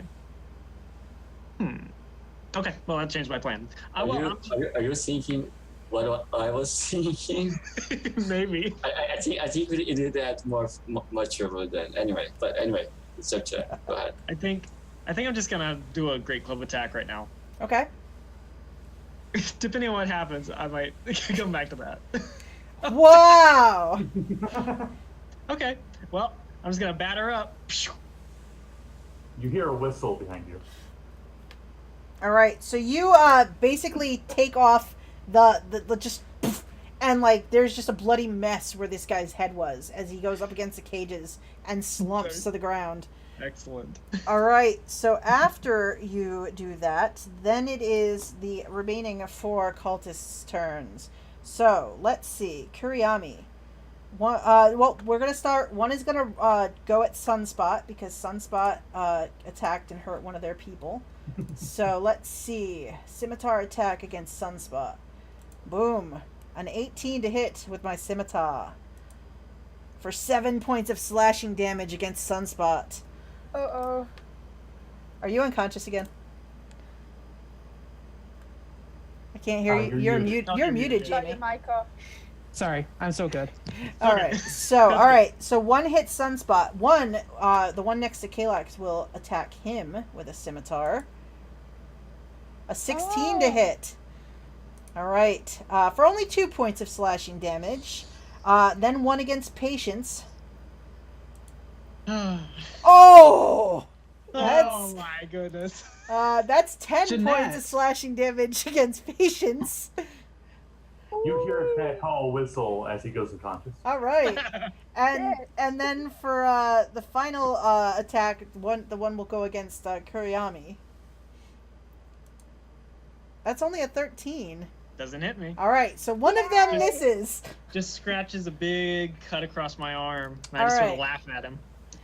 So, Claraefina, what do you want to do? How many of them are still left? There are 4 of them. Each one of them is engaged with one of your friends, except for and one is standing over Patience, just sort of like,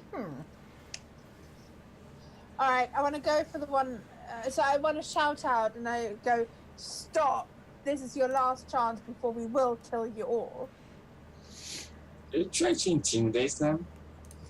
Sorry? Are you trying to intimidate them? Yes, I'm trying to intimidate them into running away or something. I don't know. Can I give her advantage by like taking my great club and just like licking the blood from the guy I got the nat 20 on? Sure. Alright, I'm gonna roll for intimidation. All right, so it's hard to tell because you can't see under the masks, but you're not sure. Then maybe they're a little bit impressed by this display. And so that was my talking. I can still attack, Yes, right? yes. Here, this is what we can do, and I want to yet again produce flame, Okay. and again for the one that stands over patient. Ooh. Okay. Wow. Revenge for patience. Wow. Oh, that is amazing. And then I roll 2d8. Wow. I mean, this really brings home the intimidation. All right, so you burn that person, and their robes catch on fire, and the mask is on fire, and they are like screaming and trying to put out the flame, and then they fall over, and yeah, so you have in fact paid them back as you have killed them with fire. All right, so, but you're surprised when a figure drops through the ceiling and lands next to you. Is it Joy? And you Is it see fucking Joy? And you see Joy. Please, let me Joy. Yes. You see Joy has dropped down from the ceiling and lands next to you. And she says, I told you that the doctor was not in, didn't I? And she has a short sword, and she is going to attack you with it. So, a 19 to hit. Who's she hitting? She's hitting Claraefina because she's still at like the hull. Okay. For 4 piercing damage, and then for good measure, she splashes at you a second time. Damn, 18 Yep. for 7 piercing damage. Oh. Oh. Oh God. I fall This to was the a terrible decision. It was. All right. We should have knocked this Joy out first. We should have. I wondered if you would, but you I gave didn't. her a gold piece. You did give her a gold Such a piece. bitch. Maybe she won't kill you outright for that. I want that back. Well, she just killed me. Well, you're unconscious. All right, so yeah, after Joy has dropped through the hole and takes out your dear friend with the fire hands, Sunspot, it is your turn. Sunspot's gonna pull out his sword and go for the one that attacked him and do another slash and then kick. Okay, Because it's fun to do. It really is. it is fun. Sword. 22 to hit. Definitely hits. That did 9 slashing All damage. right. And then the kick is a 13. That hits. Hey. That is 6.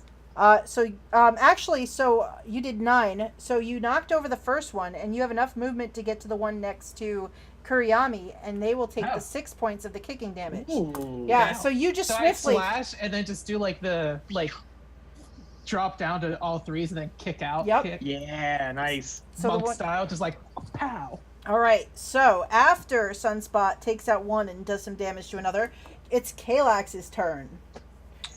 Well, yeah. I was gonna say that you look like someone from the Matrix, but you guys might be a bit young. No, Young already. I know. Nope, we know that one. You definitely don't make So some of you might be young anyway. But yeah. Anyway, yeah. So sorry. So we have 2 people down, right? Yeah. And 3 left, or 2 left. 2 3 cultists and then Joy. 2 cuts. I'm gonna try to. Okay. Well, I'm gonna do what I did before. I'm gonna try to intimidate them, and you saw what my friends can do. Imagine what a piece of half-orc from a very vile tribe could do to both of you if you don't back off right now. Then I'm gonna roll intimidation. Yes. With advantage? Oh, I'm just kidding. Ooh. Okay. All right, yeah, they sort of like, you see their scimitars kind of lower, and Joy's like, oh really? Come on, they're not all that tough. Look, I dropped this one, and she points down.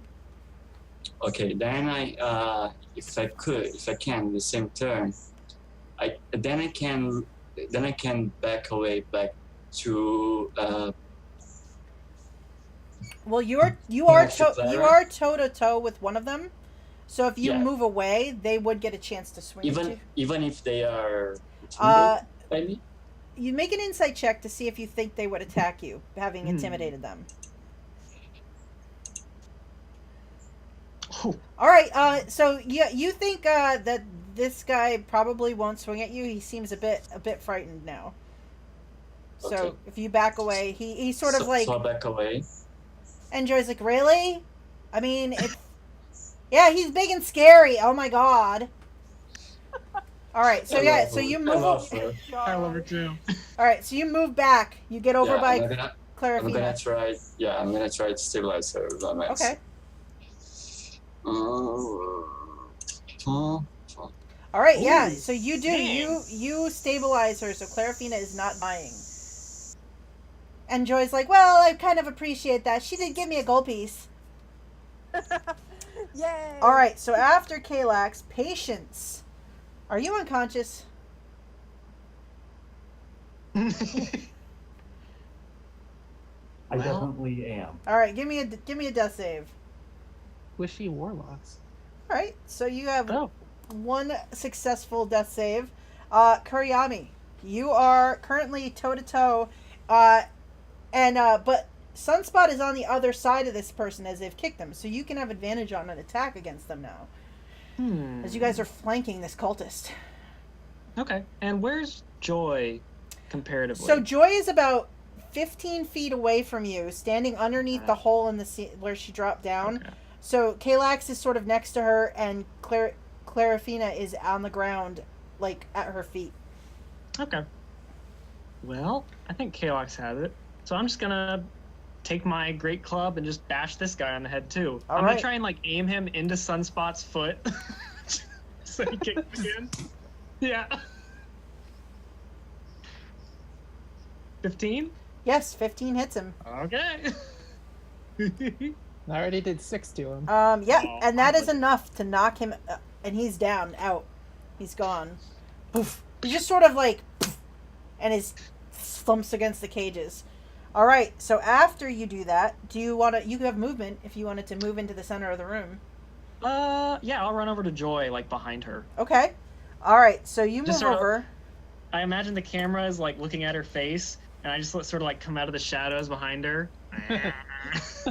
All right, so she sees you emerging behind her, and she goes, that's not very nice, and she's going to try to stab at you with her sword. All right. So Yeah, first swing is a 19 to hit you. Okay. Don't taunt my NPCs, they will hurt you. 4 piercing damage. All right. And then for good measure, she will stab again, but this time you manage to flick your staff and get it to stop. She says, oh, that's not fun. Sunspot. Is it just Joy left? It is Joy and one cowering cultist on the other side who's just like... He was standing next to Kalax when Kalax freaked out, and he's just sort of standing there with his sword down like... Well, for good measure, Sunspot's going to take out this one too. Okay. And he's just going to do a punch. Alright, so you sort of tumble across the room and flip and just pop up. Pretend this is just like a full-on kung fu movie. Alright. Yeah. A 24. Definitely hits him. For 8? Alright. Is he still standing? Yeah, he sort of like hits his head on the cages and it comes back toward you like a bobble doll. Alright. Oh, no. Oh, but that one will... So he bobs forward and you like are surprised at the return and you misjudge it. No. But he doesn't look so good. Alright, so after Sunspot, Kalax, you are standing with Joy in front of you and Kurayami is on the other side of her. So if you attacked her, you would have advantage. Okay. I'm sorry. I have to say this again. I look at Patience down. Patience is down. Sorry, I have to always say that because, as I said before, I'm a trouble, paladin and so on and so on. But yeah, but Joy had her fun, and I'm gonna have fun. No, that's gonna sound very nice to say. I'm sorry. I'm gonna attack Joy. Okay.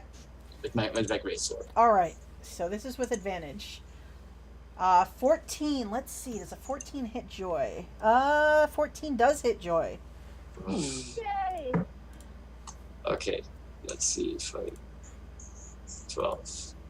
All right. So she's like, "Ow! That's you ruined my new shirt." All right. So you hit Joy, and then Patience. I need another roll from you, my friend. Come on, Patience. Rolling that 20. 16 should work.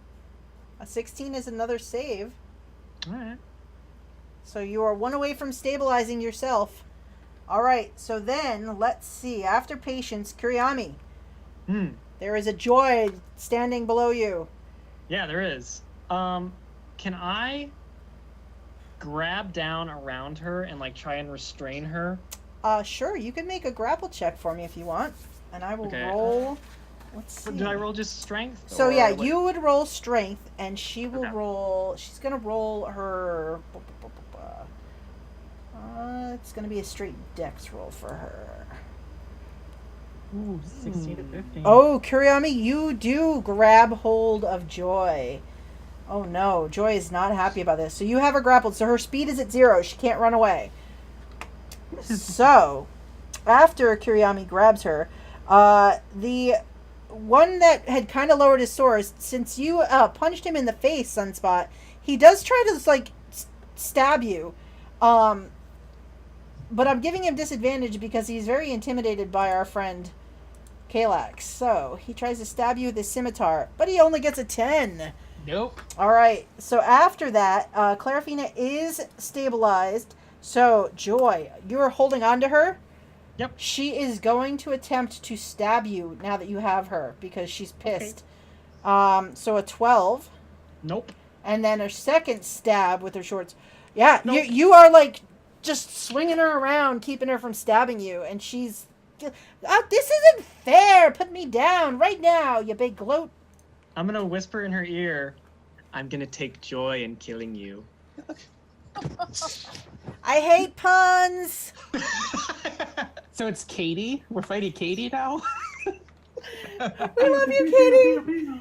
All right, so let's see. After Joy tries to stab you, Sunspot, this little guy just tried to poke you with his blade. Well, I'm going to try to roundhouse kick him first. And then if he's still standing, let me see if I can roundhouse kick him Yes, first. let's do a roundhouse kick. 10? That does not roundhouse kick him. Dang. Okay, well then I'm just going to pop him right in the chest. I think Katie cursed your roll on that one. She did. That will in fact hit him. And that is 8. So you hit him in the chest with the palm of your hand, and you instantly stop his heart. Oh my god! Yeah, and he just Holy shit! falls over and This dies. is Bruce Lee. Yeah, he just is gone in that instant. All right, so Sunspot, you have movement left. Do you want to get into the fray in the center of the room? I'm going to actually run and stand over Patience to kind of protect a little bit. Okay. Just in case. All right, Kalax. So Kurayami now has Joy all grappled up. Do you want to take a swing with your greatsword? I'm gonna first try to intimidate her. I say, "Look, lady, Joy, if that is your name, because I very doubt that someone like you would be called Joy. I'm sorry to say that. You see what we can do. Either you give us some answers, or all of us are gonna kill you outright. And believe me when I say that we will do that." You really should. Is that clear? Was that clear? Let's see. Let's see how clear you are. No. She sort of sticks her tongue out at you and she says, "Man, I like killing, but it's such a chore. Ugh. God." Killer. If I attack her with my great sword, is there a chance that I hit? No. A chance. Okay. No, you won't hit Kurayami. I'll like hold her out. Yeah. Nope. All right, you hold her out, but she squirms just enough that you actually have to turn away so you don't get stabbed. Ugh. So then, Patience needs to roll me another death save.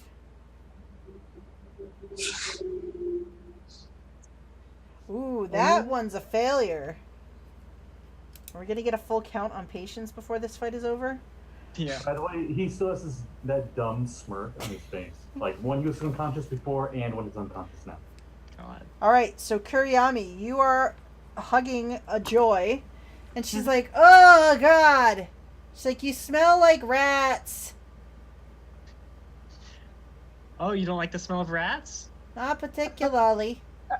Do it. Can I walk over to the cage, open one, and shove her head inside? So yeah, you can get to it even with half movement, so you can drag her over. So she's going to try to resist the shoving of the head into the rat cage. So make a strength check versus her dexterity roll to try to avoid it. So yeah, so you start to shove, and she's like she puts her blade like up, and she's like, "No, I don't want my face in rat poop. Thank you very much." All you gotta do is tell us what you know. Fine, I will point you in the right direction if you just let me go. This has become too much of a chore. Okay. I'm gonna like push her against the wall Ow. and like put my foot right on her chest. And I'm gonna point my great club at her. I'm gonna say, "All right, tell us what you know." Oh, well, that's a really big foot. All right, so after that, she will say to you, "Well, I'm a receptionist, but I mean, I think if you look over there at the papers over there," and she kind of points to this little like desk in the corner. She's like, "Maybe there's some stuff there that's important. I don't know. You don't? I mean, that's the doctor's desk." I'm gonna. So, are we still following turns? Well, or? we're gonna just because we have to get back to Patience and whether or not Patience makes another save. So after Joy, Sunspot, and Kalax, you guys are kind of standing there. Do one of you want to try to help Patience? I'll do it. I was going to do it anyway. All right. All right. Medicine. All right. So that's enough. That's good enough to stabilize Patience. All right. So yeah. So you guys are out of combat, and there is an unconscious Patience, a bunch of dead doctor people lying around the floor, and Joy is just sort of like standing there with your foot, and she's like, "Just go look at the paperwork over there, all right?" I'm gonna say to her, "I'm gonna go look over them." But Alright. if you're telling us false information, or if it doesn't help, I'm come back with this fella here. Yeah, it's not like I'm going anywhere. She's got a really big foot. Okay, so I go over the table and I do some medicine check, perhaps, or Well, when you go over, you see that it's strewn with papers. You notice that there are like the original like copies of the advertisements, like the ones you found in the newspaper. So this looks like the ones that they did to place the order for the ads. There's also a piece of parchment that looks like it suggests cultists have been experimenting on criminals and murderers. So I will show you. In roll 20, I will show you some papers. Sunspot's gonna loot the bodies of the doctors Okay. and cultists. Just All right. So yeah. So you find this collection of papers inside on the table here. So Ooh, a let's cipher. see. Yep. You also do, in fact, find the cipher with the papers.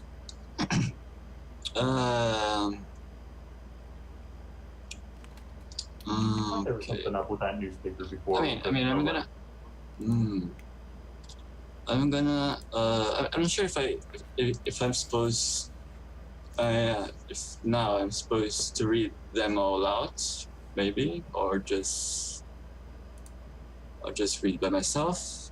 Okay. I can read Okay. them if you want me to. No. Everybody is seeing it. I mean, everybody from whoever is watching this is also seeing these, right? Yeah, I put them up on the Please. stream. All right. Then no, I can't read this. Oh, I'll read them real quick. So there's one that says Okay. the Doctor's Ward's Apothecary. A leeching a day keeps the sight rot away or at bay. Bring this ad and gain 4 free leeches. Dr. Ward's Apothecary. Visit today for a complimentary nutritional consult. We guarantee to lose 19 pounds. Dr. Ward's Apothecary. New patients get 8% off procedures with this ad. And then there's a letter, and it says, Milady, business is booming just as you planned. The gutter gangs remain oblivious to our ruse and keep sending goons for emergency surgery. I must say your latest strain has proven most effective. If I may, I beseech you to abandon hope for your lover. She has proven herself a traitor, and continue your original plans for this city. For your records, our latest experiments have been Stead Buckman, Xanathar's Guild Mugger, Dorn Goldentooth, Murderer for Hire, Acer Jason, Cutpurse Fiddler, Bree Tealeaf, a Poisoner, your helpful servant, RK. You also notice on the ad placements, there looks like there's random letters in the like borders around the each of the ads. So. Oh yeah. Let me see. Okay. While they're taking a look at the papers, I sort of press my foot harder against Joy's chest. Ow! I look down at her and I say, so how does the taste of defeat feel? I don't know. I don't feel defeated. I would say this is more a stalemate. Just saying. And as you're doing this, you notice I don't know. you Those are notice pretty the big rats cookies. in the cages behind her sort of scurrying about. Couple of them look sort of like they're disoriented. They keep running into the bars. One of them you can see has like those pustules that you saw like out on some of the rats. And one of them sort of runs past the front of the cage, and as it turns, you notice it has this really like big oversized gold tooth in its maw. So they're patients. It seems that way. I got a 9 when I was investigating the bodies. Oh, okay. You find on the bodies, between all of them, there's about 45 gold pieces in loose change and jewelry. Hey. So, I would say, go ahead. No, yeah. Yeah, I can't. So in character and off character, I can't really make out of what I'm seeing. So. Yeah, we could figure it out outside the stream. Yeah. So, I think that this is a good spot.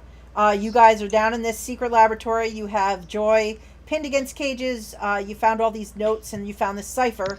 So I would say that we will hold up here, and you guys can actually, if you want to, since you're going to spend a little time trying to figure this out, you could take a short rest, which would Please. which would give you a chance. I'm still unconscious as Yes. well. Well, I'm still stabilized as well. So Yeah, so you guys could, that way Claraefina would be able to roll her hit dice and wake up, and you guys will be able to kind of rest for the hour and sort of try to figure out what these clues are that you've discovered, and how maybe this cipher figures into these clues. So Yeah, I'm back to full health. yay! So we will stop here for tonight with our Rats of Waterdeep adventure. We will pick up again. We're planning for 2 weeks from tonight for the next part, which, depending on how things go, we could finish them. We might have to go to a third session. We'll find out. But just again, to let everyone know, so this adventure was written by Lysa Chen and Will Doyle. So a little bit about Lysa real quick. So Lysa designs for Dungeons & Dragons adventures for the Adventurers League. She is a Dungeon Masters Guild enroll. Let's see. So she. I had to stop. My eyes are terrible. All right. So she works with the Adventurers League. Her passion lies in growing and creating more inclusive D&D communities. And she serves as the Associate Community Manager for the Adventurers League and produces and hosts the Behold Her podcast. So it's a monthly podcast about women in tabletop. Also, Will Doyle, he co-authored Tomb of Annihilation, and he's designed many of the maps for Storm King's Thunder. He also has created adventures for Dungeon Magazine and the D&D Adventurers League.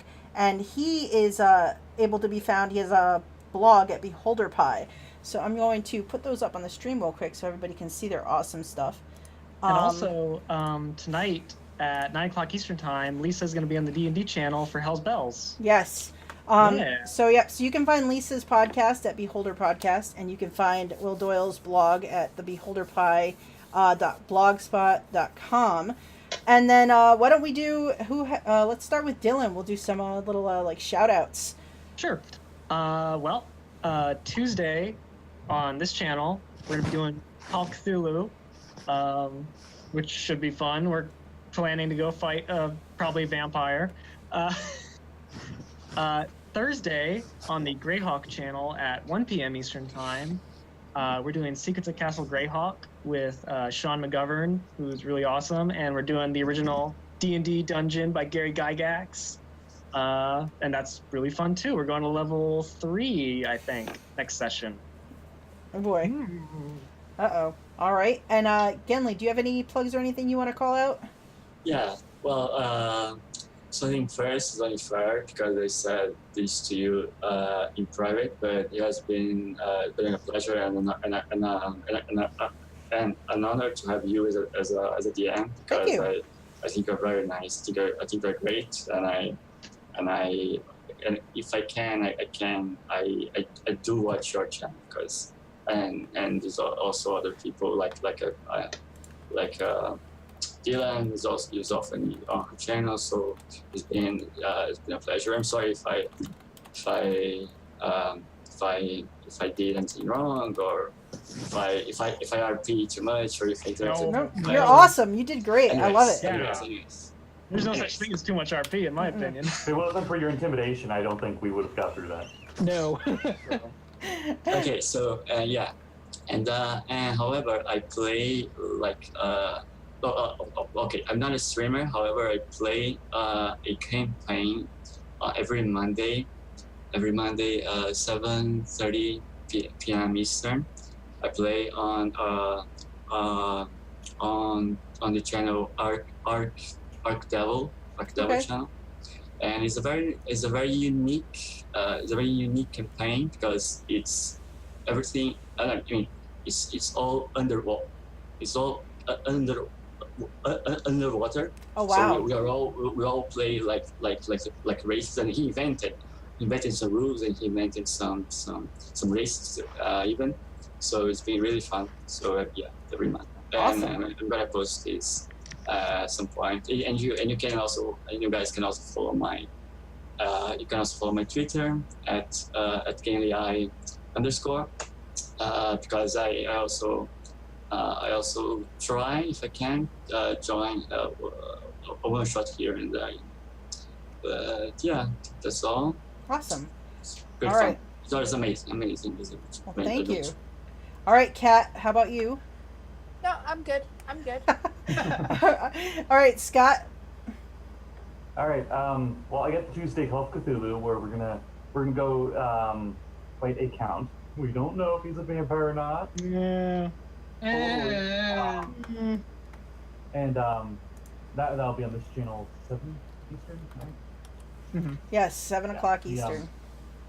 And then on Fridays on my channel, Scotty_Hood H00D, I run a Retroverse campaign, and Retroverse is a campaign setting for 5th edition that is a place that rests in old memories, admiration of childhood heroes, outdated styles, half-remembered music, and abandoned data.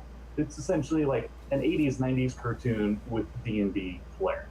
So if you guys want to see my group of adventurers try to take out this dragon cult where an ancient laser dragon has awoken, and taking over the world. You're more than welcome to see that at 7 o'clock Eastern Standard Time. And then on Saturdays, I have my Adventures Trackless Sea team, where they probably would be going back to.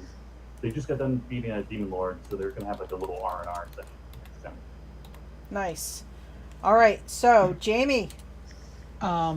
In about 2 hours, I'm going to be doing our home game with Katie as our DM. The infamous Presh Fuckos. If you ever see on Twitter the reference to the Presh Fuckos, I'm part of that.